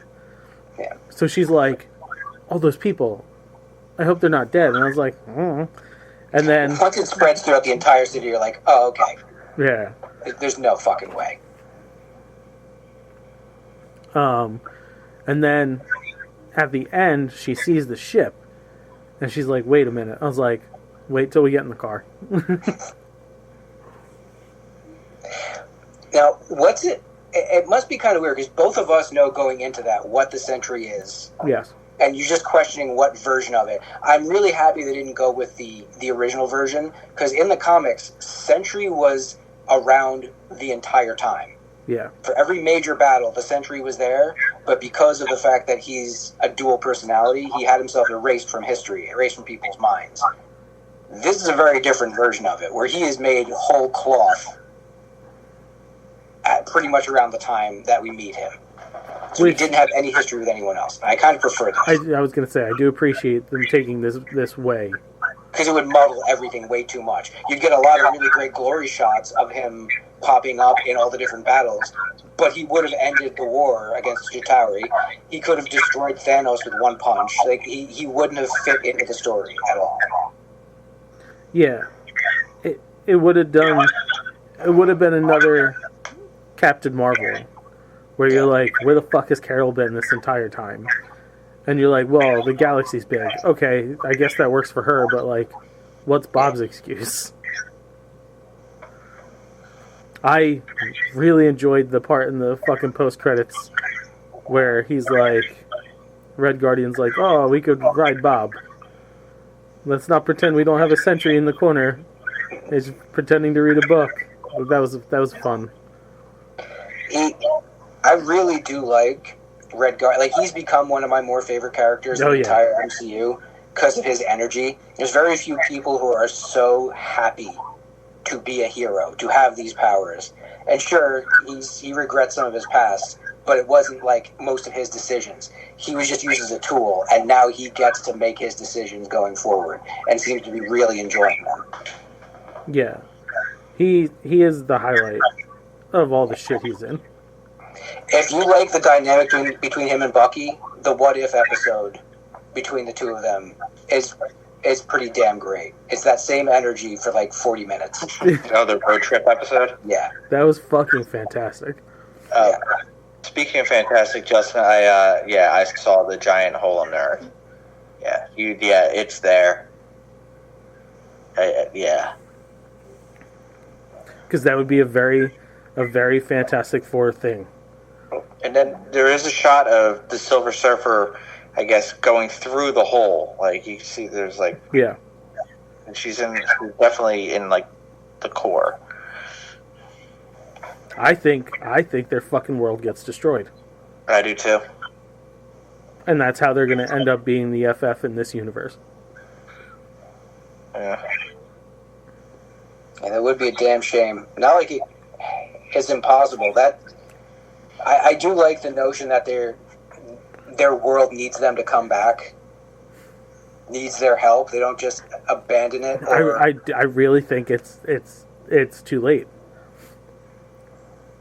Because then it kind of makes the Fantastic Four movie the Empire Strikes Back of this whole thing. Bingo. People gotta go. That whole opening is so happy. Oh yeah, that's what I'm saying. And the way it ended. Can you protect us? I don't know. You're right. They do look very somber at the end of that trailer. It's like they don't even tell everybody that like they're leaving, and they're all fucked.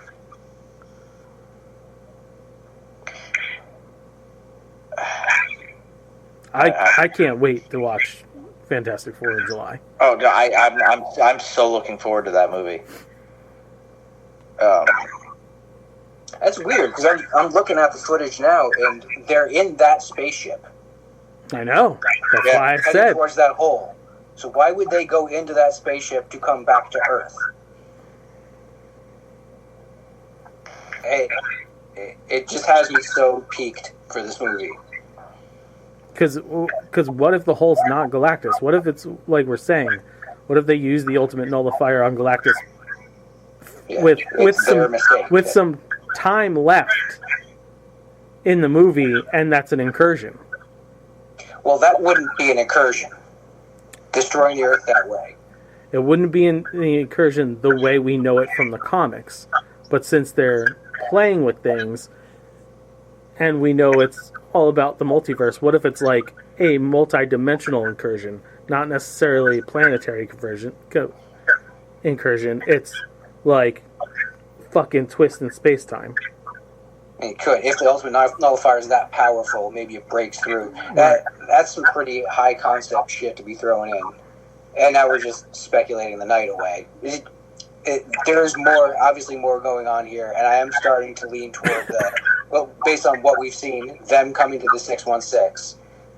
There's dire straits on their planet, one way or the other. They're not just coming here to check it out. Yeah. Okay, so that's our reviews. Yeah. Just some new stuff. If you could wear any prehistoric animal as a garment, what animal would it be, and what would you turn it into? I'm gonna take this one off my list. Okay. Yeah, I figured you saw this one too. Oh yeah. Yeah. Anybody want to answer that? Anybody have anything off the top of their heads? I can't answer it because I know the answer to the question. Yeah. I'd probably Velociraptor headdress, Native American style. That's nice. With the skull or just the skin? With the skull. Okay, that's hardcore. Might be tricky to pull off. I'm hopeful. I'd probably like And I would take the talons, the sharp talons. I'd put them on my gauntlets that I made from raptor skin also.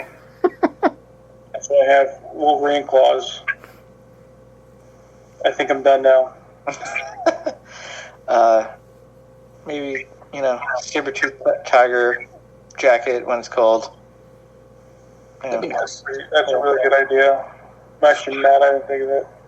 Well, it's unfortunate that none of you said a T-Rex leather handbag, because you're going to be able to buy one of those if you so choose.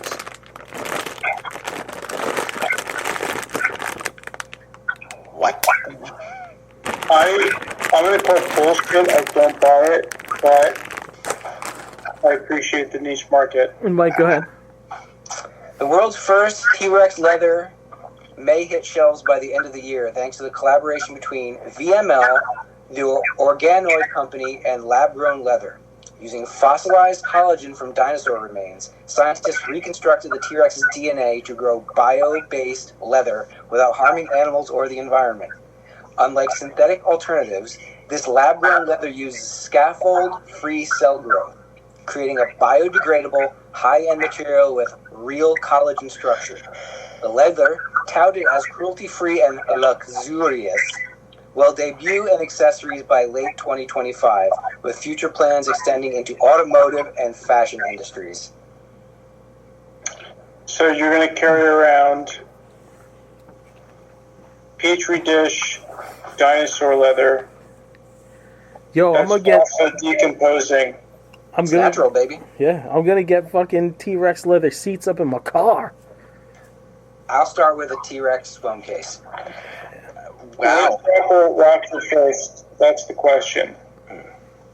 Oh, it's You know it's going to be a rapper. You know what? Country music guys, I got them T-Rex snakeskin boots. It's gonna be a Kardashian. Yes, absolutely. Yeah. If it's a handbag first, it's gonna be one of them folk. So every picture all the news places post are AI generated. Yeah. Oh, dude, we're all wrong. It's Lady Gaga. She's gonna get a T-Rex skin onesie. Oh, fuck. Only her pussy's gonna be exposed, and there's gonna just be like a little dinosaur face down there. I think you're pretty spot on. Yeah. The Snatchosaurus. Yeah, that's happening, Joe. That'll be an option. Yep. That's pretty cool. I gotta say, like the basis behind it is really cool. Yep. And then the next thing you know, the cyborg robots have dinosaur skin also to make it feel real. Wait, so I could fuck a dinosaur lady? So when you're fucking your Megan Fox robot, she's gonna have a dinosaur skin pussy. No, you don't. You don't You're fuck gonna leather. bang. You can't fuck leather pussy. Well, I mean, in tomorrow's world, you can. I don't want that. I'm not fucking some chick with dermatitis. Yeah, but what I would like though is if she got Dilophosaurus frills that come up when she orgasms. That'd be fucking fun to watch. That's how she squirts. She just gets these. Hey, man, I don't need them to tell me they've orgasmed that bad. Like, I know when it's happened. Yeah, but though, wouldn't it be cool if it had a peacock effect? You'd just be like, I did that. You could grind up Triceratops horn and snort it. Yeah, and snoo. Or make tea out of it for boners. Yeah. I'm happy to say I don't need Stego dick. I don't either, but it's nice to have sometimes. You don't need it, but don't you want to try it? Yeah, sometimes it's nice to walk around with a 4-hour hard-on. How many times can you go? We don't know. We're going to find out. We're going to enter that frontier now. I'm still going. I never finished. Yeah. Nike is flipping the script with the upcoming Dirty Triple White Air Force Ones. Dropping in May for $130, this pair comes pre-creased and marked up. But wear it down, you reveal a cleaner version underneath. When is Nike done? When does Disney buy Nike? Think right now. Right, so Disney's got an offer sheet on the table, and they go, we got one last thing. The tri-colored white Air Force Ones for $100. You used to buy this for like $50. Well, that's pre-tariffed prices now, too. Who knows what these pre-dirtied shoes are going to be when they finally come out. $3,000. Dude, that's so funny.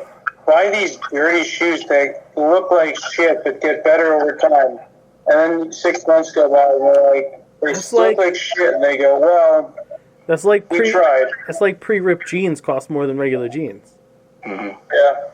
Pretentious horseshit. Yeah. Dude, Stupid. some of those ripped jeans, they're like, just wear shorts. Your whole leg is exposed. You look ridiculous.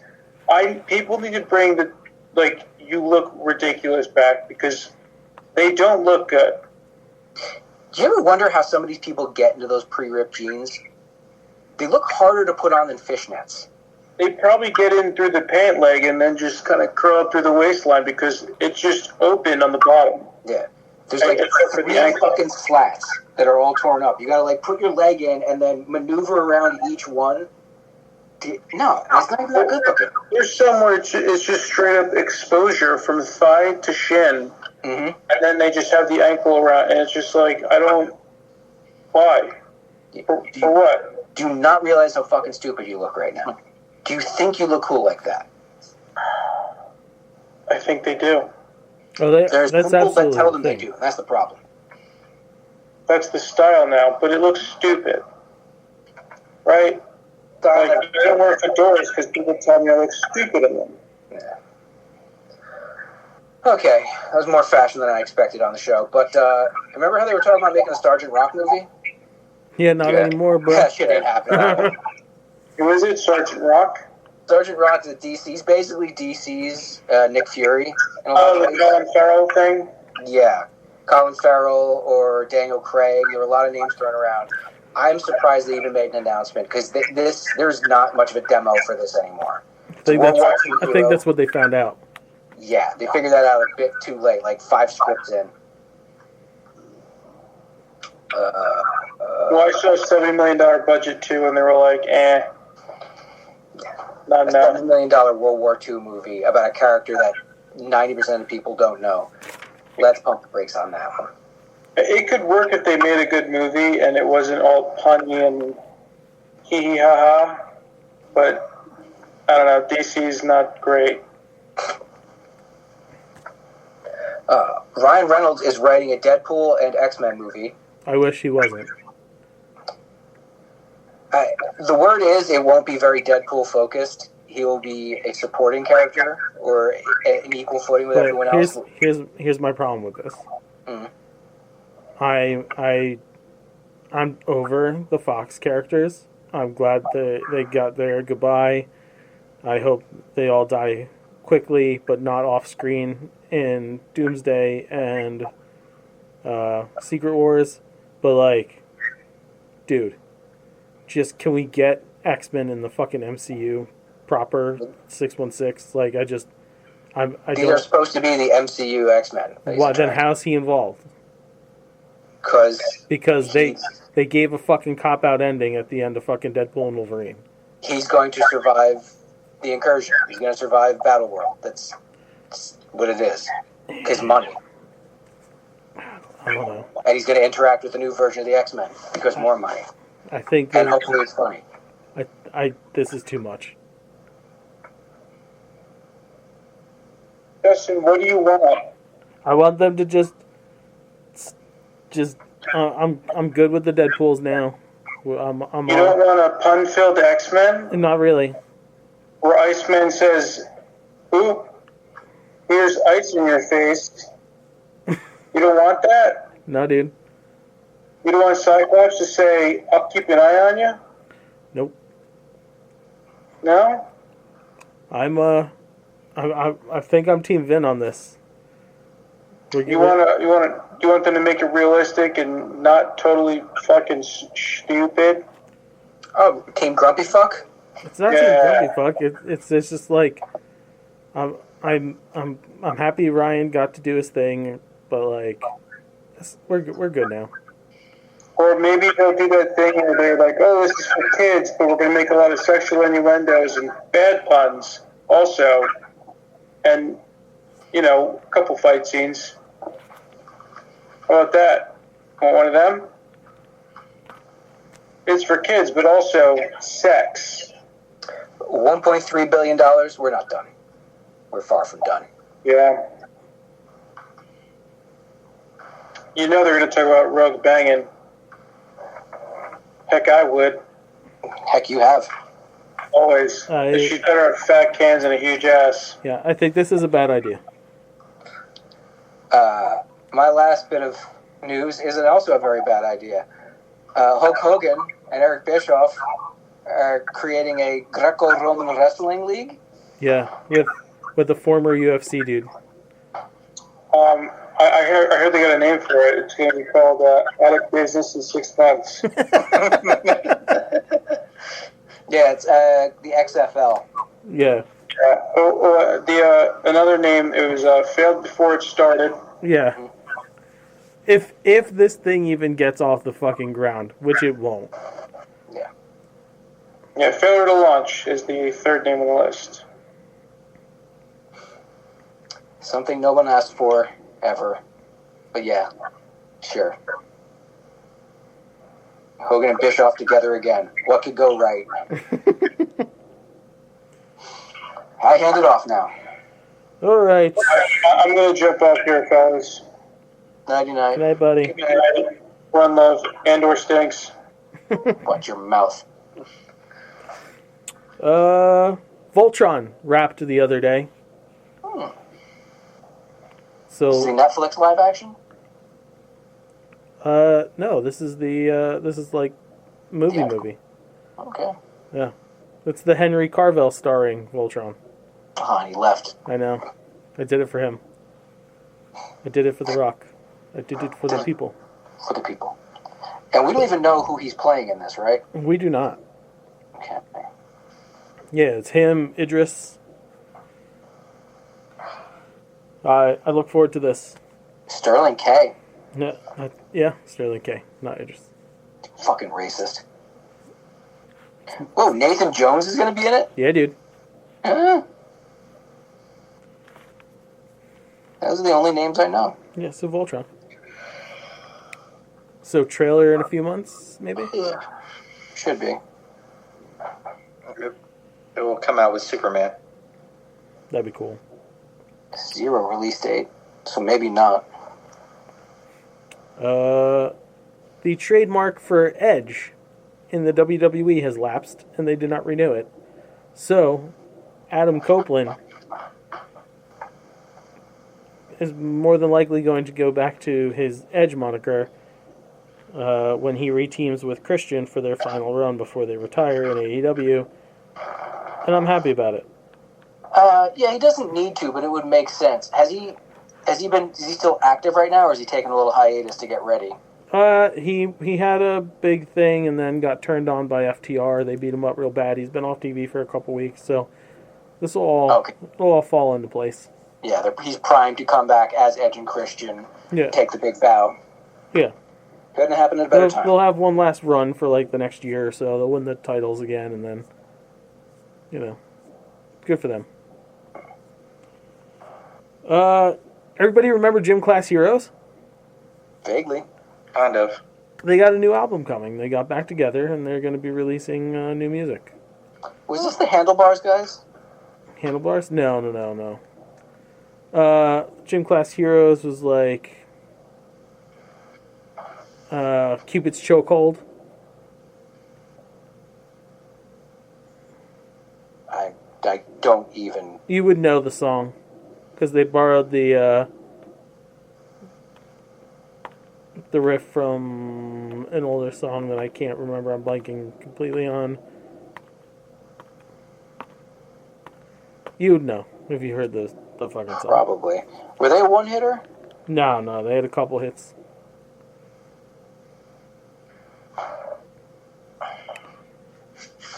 Wow. Good. From 97 to 2019. Yeah. That's some longevity. Yeah. Jeremy Renner turned down season 2 of Hawkeye because they were like, hey, come do more work and make less money. And he's like, no, I almost died. Yeah. He's like, yeah, you think because I got hit by a fucking truck, I can't do this anymore? There's like, I'm worth half as much? Yeah. No. And the rationale behind this, the word on the street is, they lowballed him so that he would say no, so that they could be like, oh, well, he's not coming back, we're not making it. They never actually wanted to make it, but I think because he had the option, they had to try. Yeah. They don't need it. They're just going to move forward with Kate Bishop, and people will be content enough.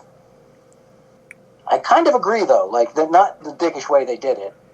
And even he was like, yeah, it wasn't Marvel. It was Disney's Yeah, it's Disney's fucking people. Yeah, the Penny Pinchers. But, like, he had a great send-off moment. He, like, literally, virtually handed off the torch to her. Like, he gave her the name. So I can live with it. But he'll probably show up in fucking Doomsday or Secret Wars for a hot minute. Right. As he will for the Russos. And because they'll fight to get him some money. Yeah. It's going to be everybody. All hands are on deck on this fucking thing, so. You don't leave one of the original 6 out. No. Google's quantum chip has solved a problem that might prove we live in a multiverse. In a groundbreaking experiment, Google's new quantum chip, Willow, solved a computational problem in under 5 minutes, a task that would have taken the fastest classical supercomputers about 10 septillion years.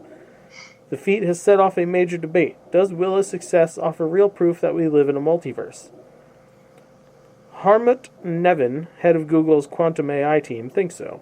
He argues that the chip's extraordinary computational power lines up perfectly with multiverse interpretations of quantum mechanics, the idea that quantum computers draw power from many parallel universes working together.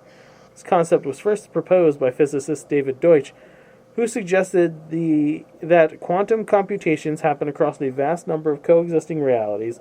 Willow's staggering achievement, some claim, is the first experimental hint that Deutsch's theory might be might be right. Critics, however, aren't convinced. They argue that other interpretations of quantum mechanics, like the Copenhagen or pilot wave theories, could explain Willow's success without invoking parallel worlds. They also point out that random circuit sampling, the task Willow completed, was specifically designed to stress test quantum advantage rather than to provide direct evidence of parallel universes. Still, several aspects of Willow's performance weigh heavily in favor of the multiverse view. Its ability to hold and manipulate many quantum states simultaneously fits naturally with the idea that computations unfold across different branches of reality. The near-instant solution to a problem that should have taken septillions of years in a single universe is difficult to reconcile without invoking multiple realities at work. And decades ago, Deutsch predicted that if a quantum computer ever achieved supremacy, it would be because they were operating across parallel universes, a prediction that Willow's achievement now seems to fulfill. Damn. That's cool. That's really fucking cool. See, Borderline unnerving. All right. Yeah. See, kids? Nerdities. Sometimes we get real nerdy. Sometimes science. That is cool. really fucking cool. What's the name of the gym class hero song I should know? Cupid's Chokehold. Okay, let me listen to this quietly. I'm intrigued on this chip. Yeah, dude. Okay. It'll make my Yeah, girlfriend there you go. running in the run again. Google Quantum. Still like the original song better. Yeah. A sperm-blocking male contraceptive could hit the market as soon as 2028. The injectable hydrogel effectively blocks sperm for at least 2 years with a good safety profile. I was up Sling for it that until dick. injection was involved. I mean, they got to put it down the pee-pee. Well, yeah, I mean, I'd do a gel. So if it seeped in, it killed your sperm. I would do I might even do like an IUD type thing to kill them. I mean, it's like it's like a catheter, but like less invasive. Yeah, but no thanks. I mean, it gives you 2 years of dick slinging powers. Look, my pull-out game is excellent. I'm not worried. I don't want a needle in my dick. Well, don't go to Tijuana. Don't ask me how I know.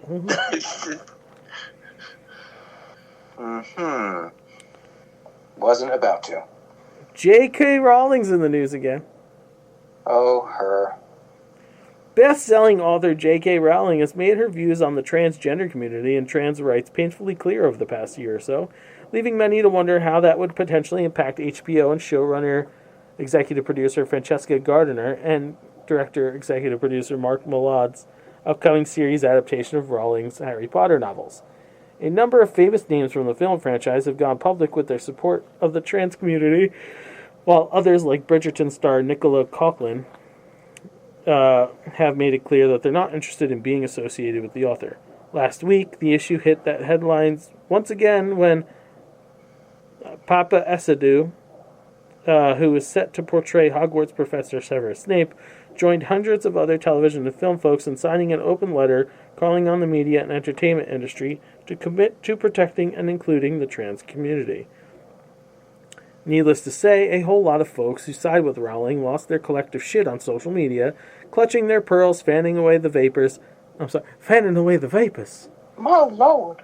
and ranting about Essedu needing to be fired. Earlier today, Rowling responded again to those calling for the actor to be sacked. Quote, I don't have the power to sack an actor from the series, and I wouldn't exercise it if I did. I don't believe in taking away people's jobs or livelihoods because they hold legally protected beliefs that differ from mine. End quote. Rowling wrote in a social media post that went live on Monday. Well, that's fairly decent of her. That was a fairly decent remark. Still an asshole. Yeah. I'd always hoped she was just of the mindset of, I don't get it, but it's your life. But yeah, she really has been a dick about shit. Yeah, she's been dick. I read David Tennant he was very vocal. Oh, yeah. Against her. Very vocal. Tennant's a dude. Yeah. She feel just as vocal about only having like 5 minutes in the entire series. Yeah. It's time for food news. Good news. New Chewy Chips Ahoy cinnamon bun cookies. Soft and chewy cookies baked with cinnamon, cream cheese flavored chips, and white fudge chips. Lost me at white fudge. I want it. If Joe Pravdo was a Chewy Chips Ahoy, he'd be this flavor. I want it. Because it's all white. I look extra pale today. You do. Don't wear black on the show anymore, bro. I know. You can't be that high contrast. So. I look extra pale today. And the pink parts look more red than the red on your shirt. Yeah. Baskin Robbins always finds out. Baskin Robbins don't play. May 2025 menu, you can get a lava colada, blend of pina colada flavors and the fruity tang of delicious strawberries. Take that home, add a little rum. Or don't even wait to get home. Just take out a little airplane bottle that you have in your pocket because your life sucks and you hate everything, and just pour it. That order. And then just pour it into your fucking Baskin Robbins, and then take out the other bottle you have and just drink it straight. Remember, Baskin Robbins always finds out. Okay. They also have a strawberry Tres Leches ice cream. Tres Leches ice cream blended with juicy strawberry pieces, fluffy white cake chunks. Sexy. The word chunk in a fucking White chunk. chunks. And Joe's nickname, White chunk. and swirls of strawberry. Is strawberry this year's hot honey now? What the fuck is going on? I mean, strawberry season, bro. It's May. Okay. I have no clue about these seasonal issues. Joining the frozen pizza lineup is Ragu, because it's only taken 80 years. But Ragu now has cheese pizza, combination pizza, which features the sausage, pepperoni. And yeah, it's just sausage pepperoni. I thought there was more to it. Oh no, that's the Supreme, which has sausage, pepperoni, green and red peppers, black olives, onions, and of course, Ragu and mozzarella cheese. The 90s child in me who was raised in a house that used Ragu kind of wants to try these, but the acid reflux in me says, what the fuck, are you crazy? Yeah, no. You know what kind of hell jarred tomato sauce will do to you? What was Celeste? I kind of put this in that whole that echelon of frozen. Mama Celeste? Mama Celeste pizzas? Yeah. Pizza for one, 'cause you a lonely fuck. Pizza for the depressive. Hey, you. Mama's here for you. Come and lay with a mama. You put your head on mama's chest. You cry. It's okay. It's okay. Mama pat your head. Eat a slice of pizza. Then have a gorge. Yes. Have it out loud. Mommy, take you to the bathroom. You shit it. You shit out of your ass. Yeah. You piss out of your butt. He's a Mama Celeste. Of course you piss out of your butt. This is not a real bread. It's a cracker. Oh, no. Okay. Smucker's Uncrustables has peanut butter and mixed berry spread sandwiches. I feel like they always did, didn't they? This is No, new. they've always had grape and strawberry. Raspberry's new, and now mixed berry. So it's not a huge leap for them. It's just new jams and jellies. Bluebell Ice Cream is putting out a new wedding line. They have Groom's Cake and Bride's Cake are the two new flavors. Groom's Cake is milk chocolate ice cream with chocolate cake pieces, chocolate-coated strawberry hearts, swirls of strawberry sauce, and chocolate icing. Fucking strawberry. It sounds delicious, though. It's like all that chocolate and strawberry. one big, sexy, chocolate-covered strawberry ice cream cake. The grab cake. Oh, fuck. Oh, man.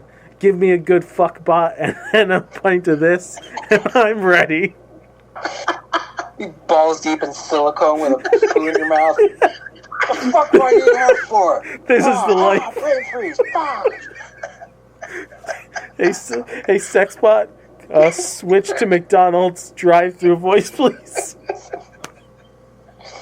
Long tongue asshole. What was it? I said long tongue asshole. Maybe. Want to supersize your tongue asshole? Supersize that. Supersize it. You could make it bigger. Yeah. Oh yeah. The bride's cake is almond-flavored ice cream with cake pieces and amaretto-flavored cream cheese icing. Okay.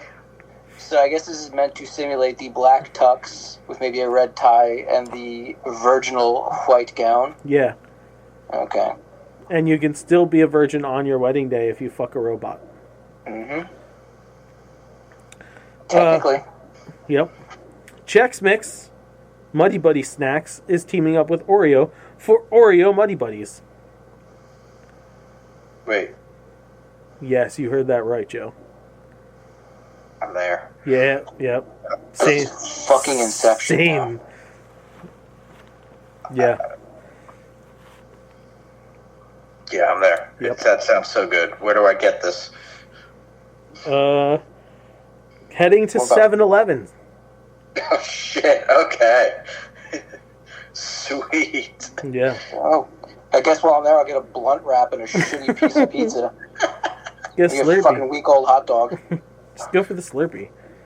Yeah. Joining the freeze-dried candy craze put out by their own companies instead of these assholes that take $3 candies and charge $9 to freeze-dry them.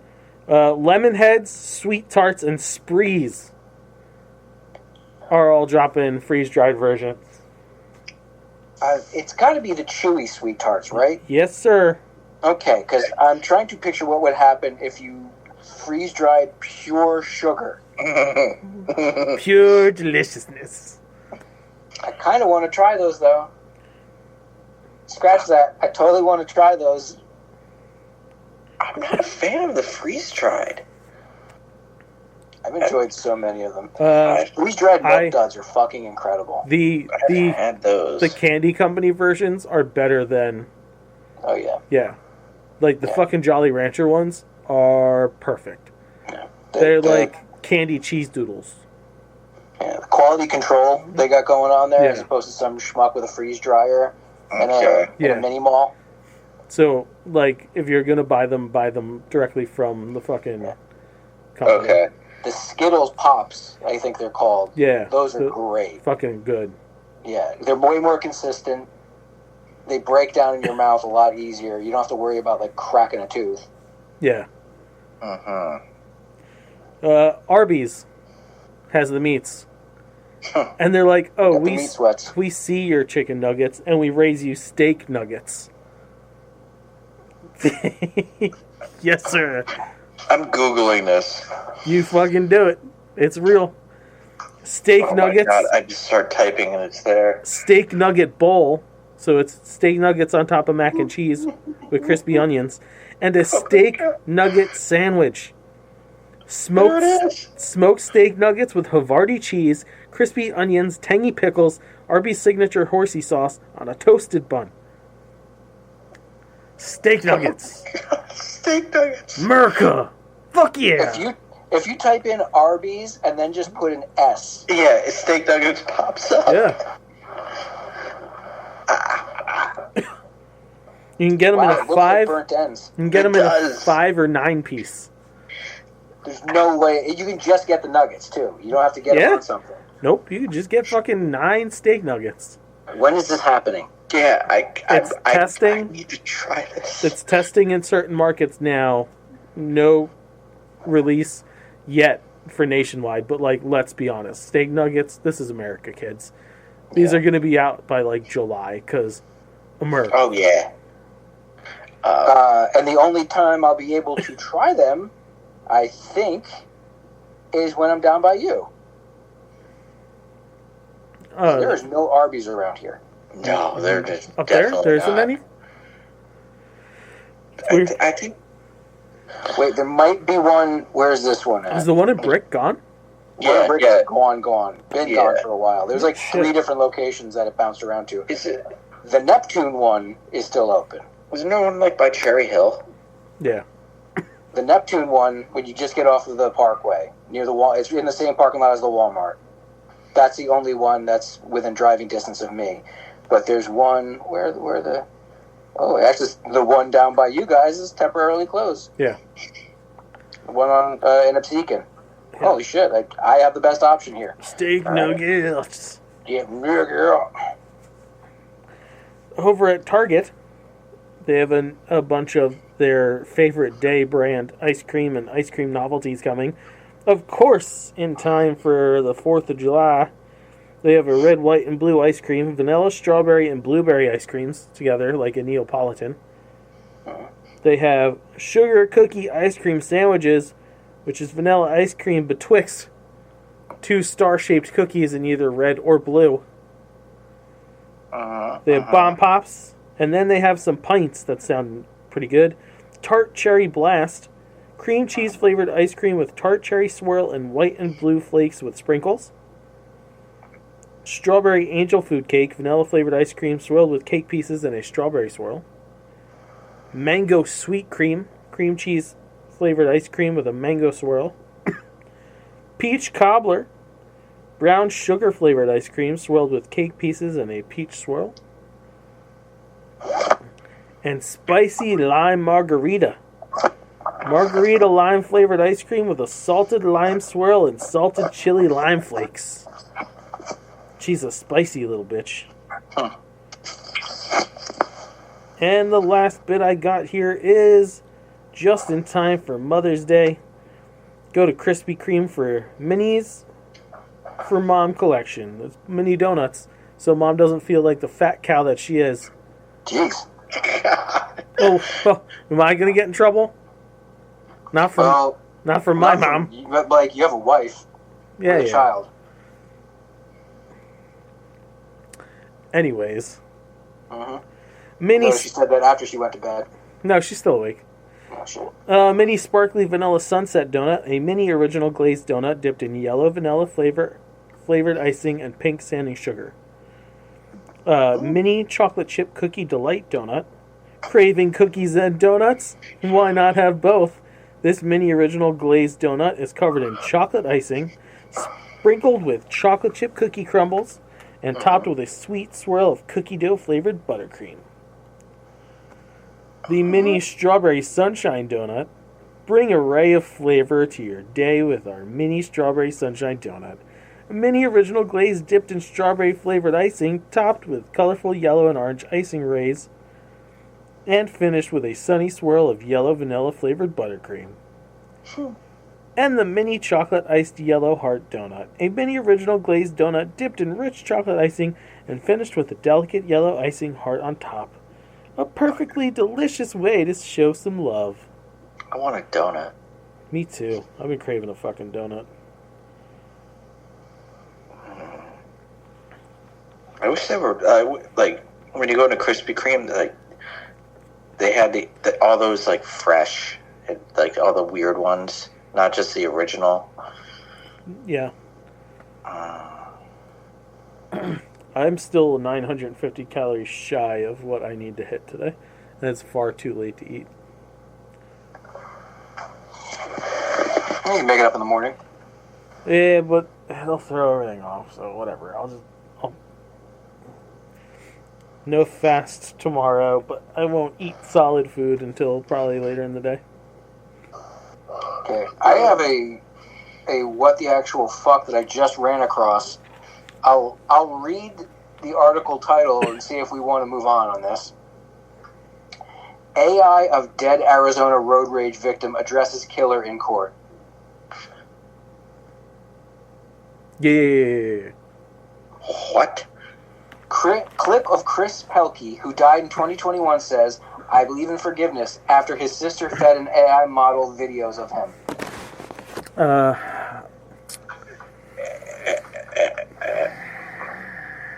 Chris Pelkey was killed in a road rage shooting in Chandler, Arizona in 2021. 3.5 years later, Pelkey appeared in an Arizona court to address his killer. Sort of. To Gabriel Horcasitas, the man who shot me, it is a shame we encountered each other that day in those circumstances, says the video recording of Pelkey. In another life, we probably could have been good friends. I believe in forgiveness and a God who forgives. I always have, and I still do. What?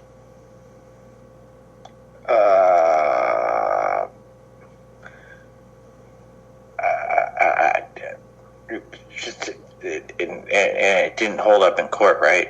Well, it's not. It's an impact statement. It's not necessarily a witness statement. So, what's the point? Okay. I question. Okay.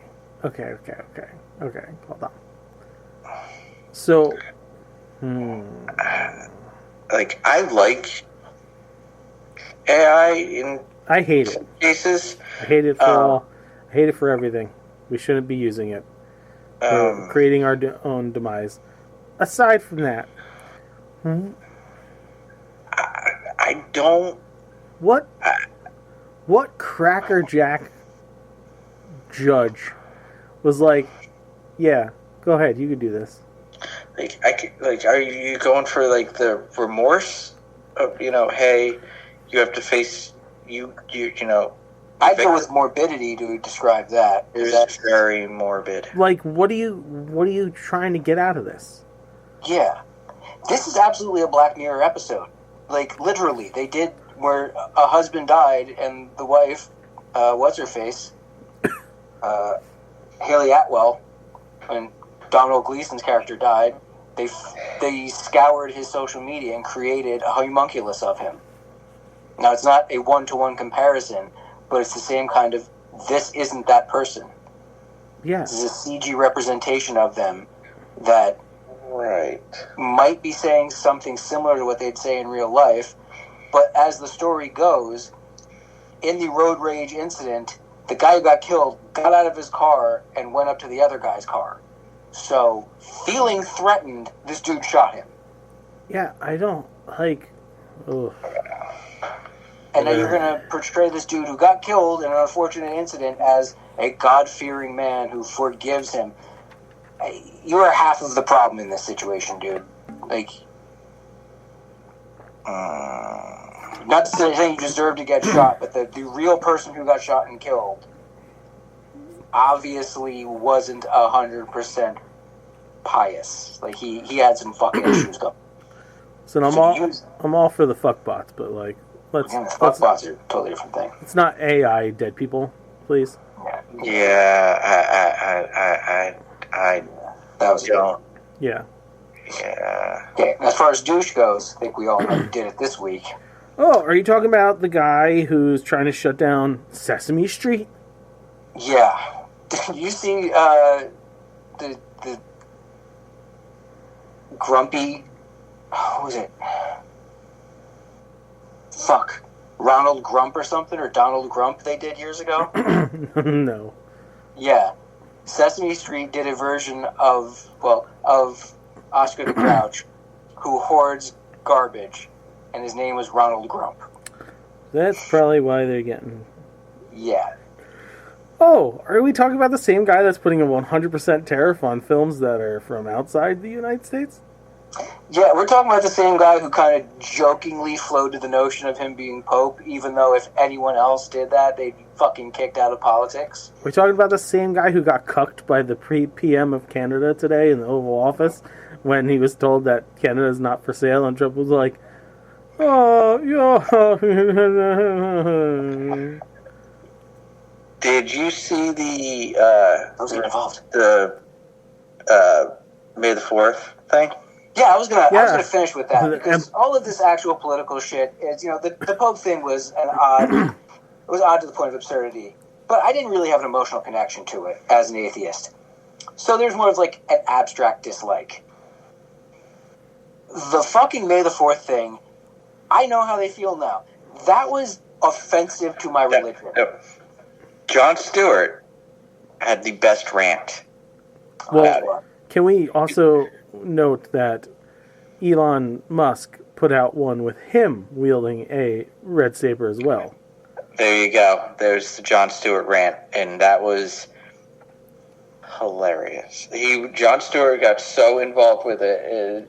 He's a nerd. He was talking about, you do know to get a red kyber crystal, you have to bring your hatred and your rage into the kyber crystal and bleed it. Like, to claim that the left is the empire. Yeah. Whilst having a super buff, and that alone. Have you ever seen pathetic the AI images of Buff Trump out there? People fucking love putting them. They're everywhere, like Rambo Trump, yeah, Terminator Trump, like all of them. They have all, over the years now, been one of the most pathetic elements of this guy's rise to power. That people really do idolize him in this way, that they think this is an example of him looking. Never once in his life was he in that good of shape. Even when he was young and thin, he had that tube of toothpaste thing going on. But fuck that guy. Seriously, fuck that guy. Holy shit, I can't believe we're just over 100 days of this nonsense. Now, ironically, my nerd of the week is someone that we generally think of as a villain. In the vast majority of the movies he's been in, Ben Mendelsohn has played quite a bastard. Oh, yeah. Yes. But while doing promotion for Andor recently, he revealed that he basically rage quitted either Dark Souls 3 or Demon Souls. Because one of the monsters, one of the bosses, was too much for him. So yeah, I'm going to call Nerd of the Week because Ben Mendelsohn's a fucking gamer. So that makes Ready Player One that much sweeter. Ben Mendelsohn. But he was a good guy in Secret Invasion. Well, no, he was a good guy in Captain Marvel. We don't talk about Secret Invasion. His scene on the train was the only good thing. Him and Samuel's scene on the train. Yeah, the dialogue sequences in that show were pretty solid. So the rest of it, they were ass. After that, I was going to question about Thunderbolts. Does what's her name show up in it? Does they make any reference that the fact that the most powerful being in the entire MCU is still around? Oh, the chick from that show? Yeah. Daenerys? She wouldn't be the most powerful being come Thunderbolts. She's like second. Yeah. Well, maybe third if you count as Guardians. Like Thor is truly more powerful. Yeah. But yeah, she's just in the wind. Okay. You create an absurdly powerful character and then just kind of do nothing with her. Another massive sin of that miniseries. But yeah, Ben Mendelsohn. Yeah. I didn't see him as that kind of guy. He's one of those dudes who plays bastards so well. Like, he has Krennic on this show. Now that he's finally showing up, it's like, oh, I'm so happy I know what happens to you. But in real life, he's just a dude, man. He's super cool. Yeah, just cool British dude. I think he's actually Kiwi. He's Kiwi? My nerd of the week is Harvard. Yeah, they're standing up for shit. And I'm sending to you the letter that they sent back to Linda McMahon, who sent them this letter about funding. Oh, beautiful! Yeah. They bring out the red marker. They busted out the red marker. And they fixed all the typos and context errors and punctuation problems. And, oh my God. Fantastic. I'm just quickly reading it. Oh, yeah. And she has quotation marks around student. Yeah. And they just circle the quotation marks, make a line into the nearest opening between paragraphs, and then just put question mark, exclamation point, question mark. They're students. Putting quotations around it doesn't negate the fact that they are students. Yeah. Bravo, Harvard. Run on. That's got to be demoralizing. You're pushing 80 years old and someone's got to grammar correct you. I fucking love it. Good. What the fuck are we coming to when Linda McMahon is Secretary of Education? Like, is it any more transparent that all of these positions were fucking bought? I mean, we know they were. We know they were, but, like, usually... Well, then he did the same thing last time. Like, what was it neurosurgeon Ben Carson? Yeah. Becomes the lead of a HUD. The problem being this time around for anybody that was stupid enough to get into bed with him again, when all the dust settles from this, they'll be lucky to walk away with just a slap on the wrist. Yeah, there's going to need to be a lot of distancing going on. Like, people like Hegseth is never going to be touched by anything again. Like, even at this point, I don't think... Fox is just like, nah. We good. I'm loving the fact.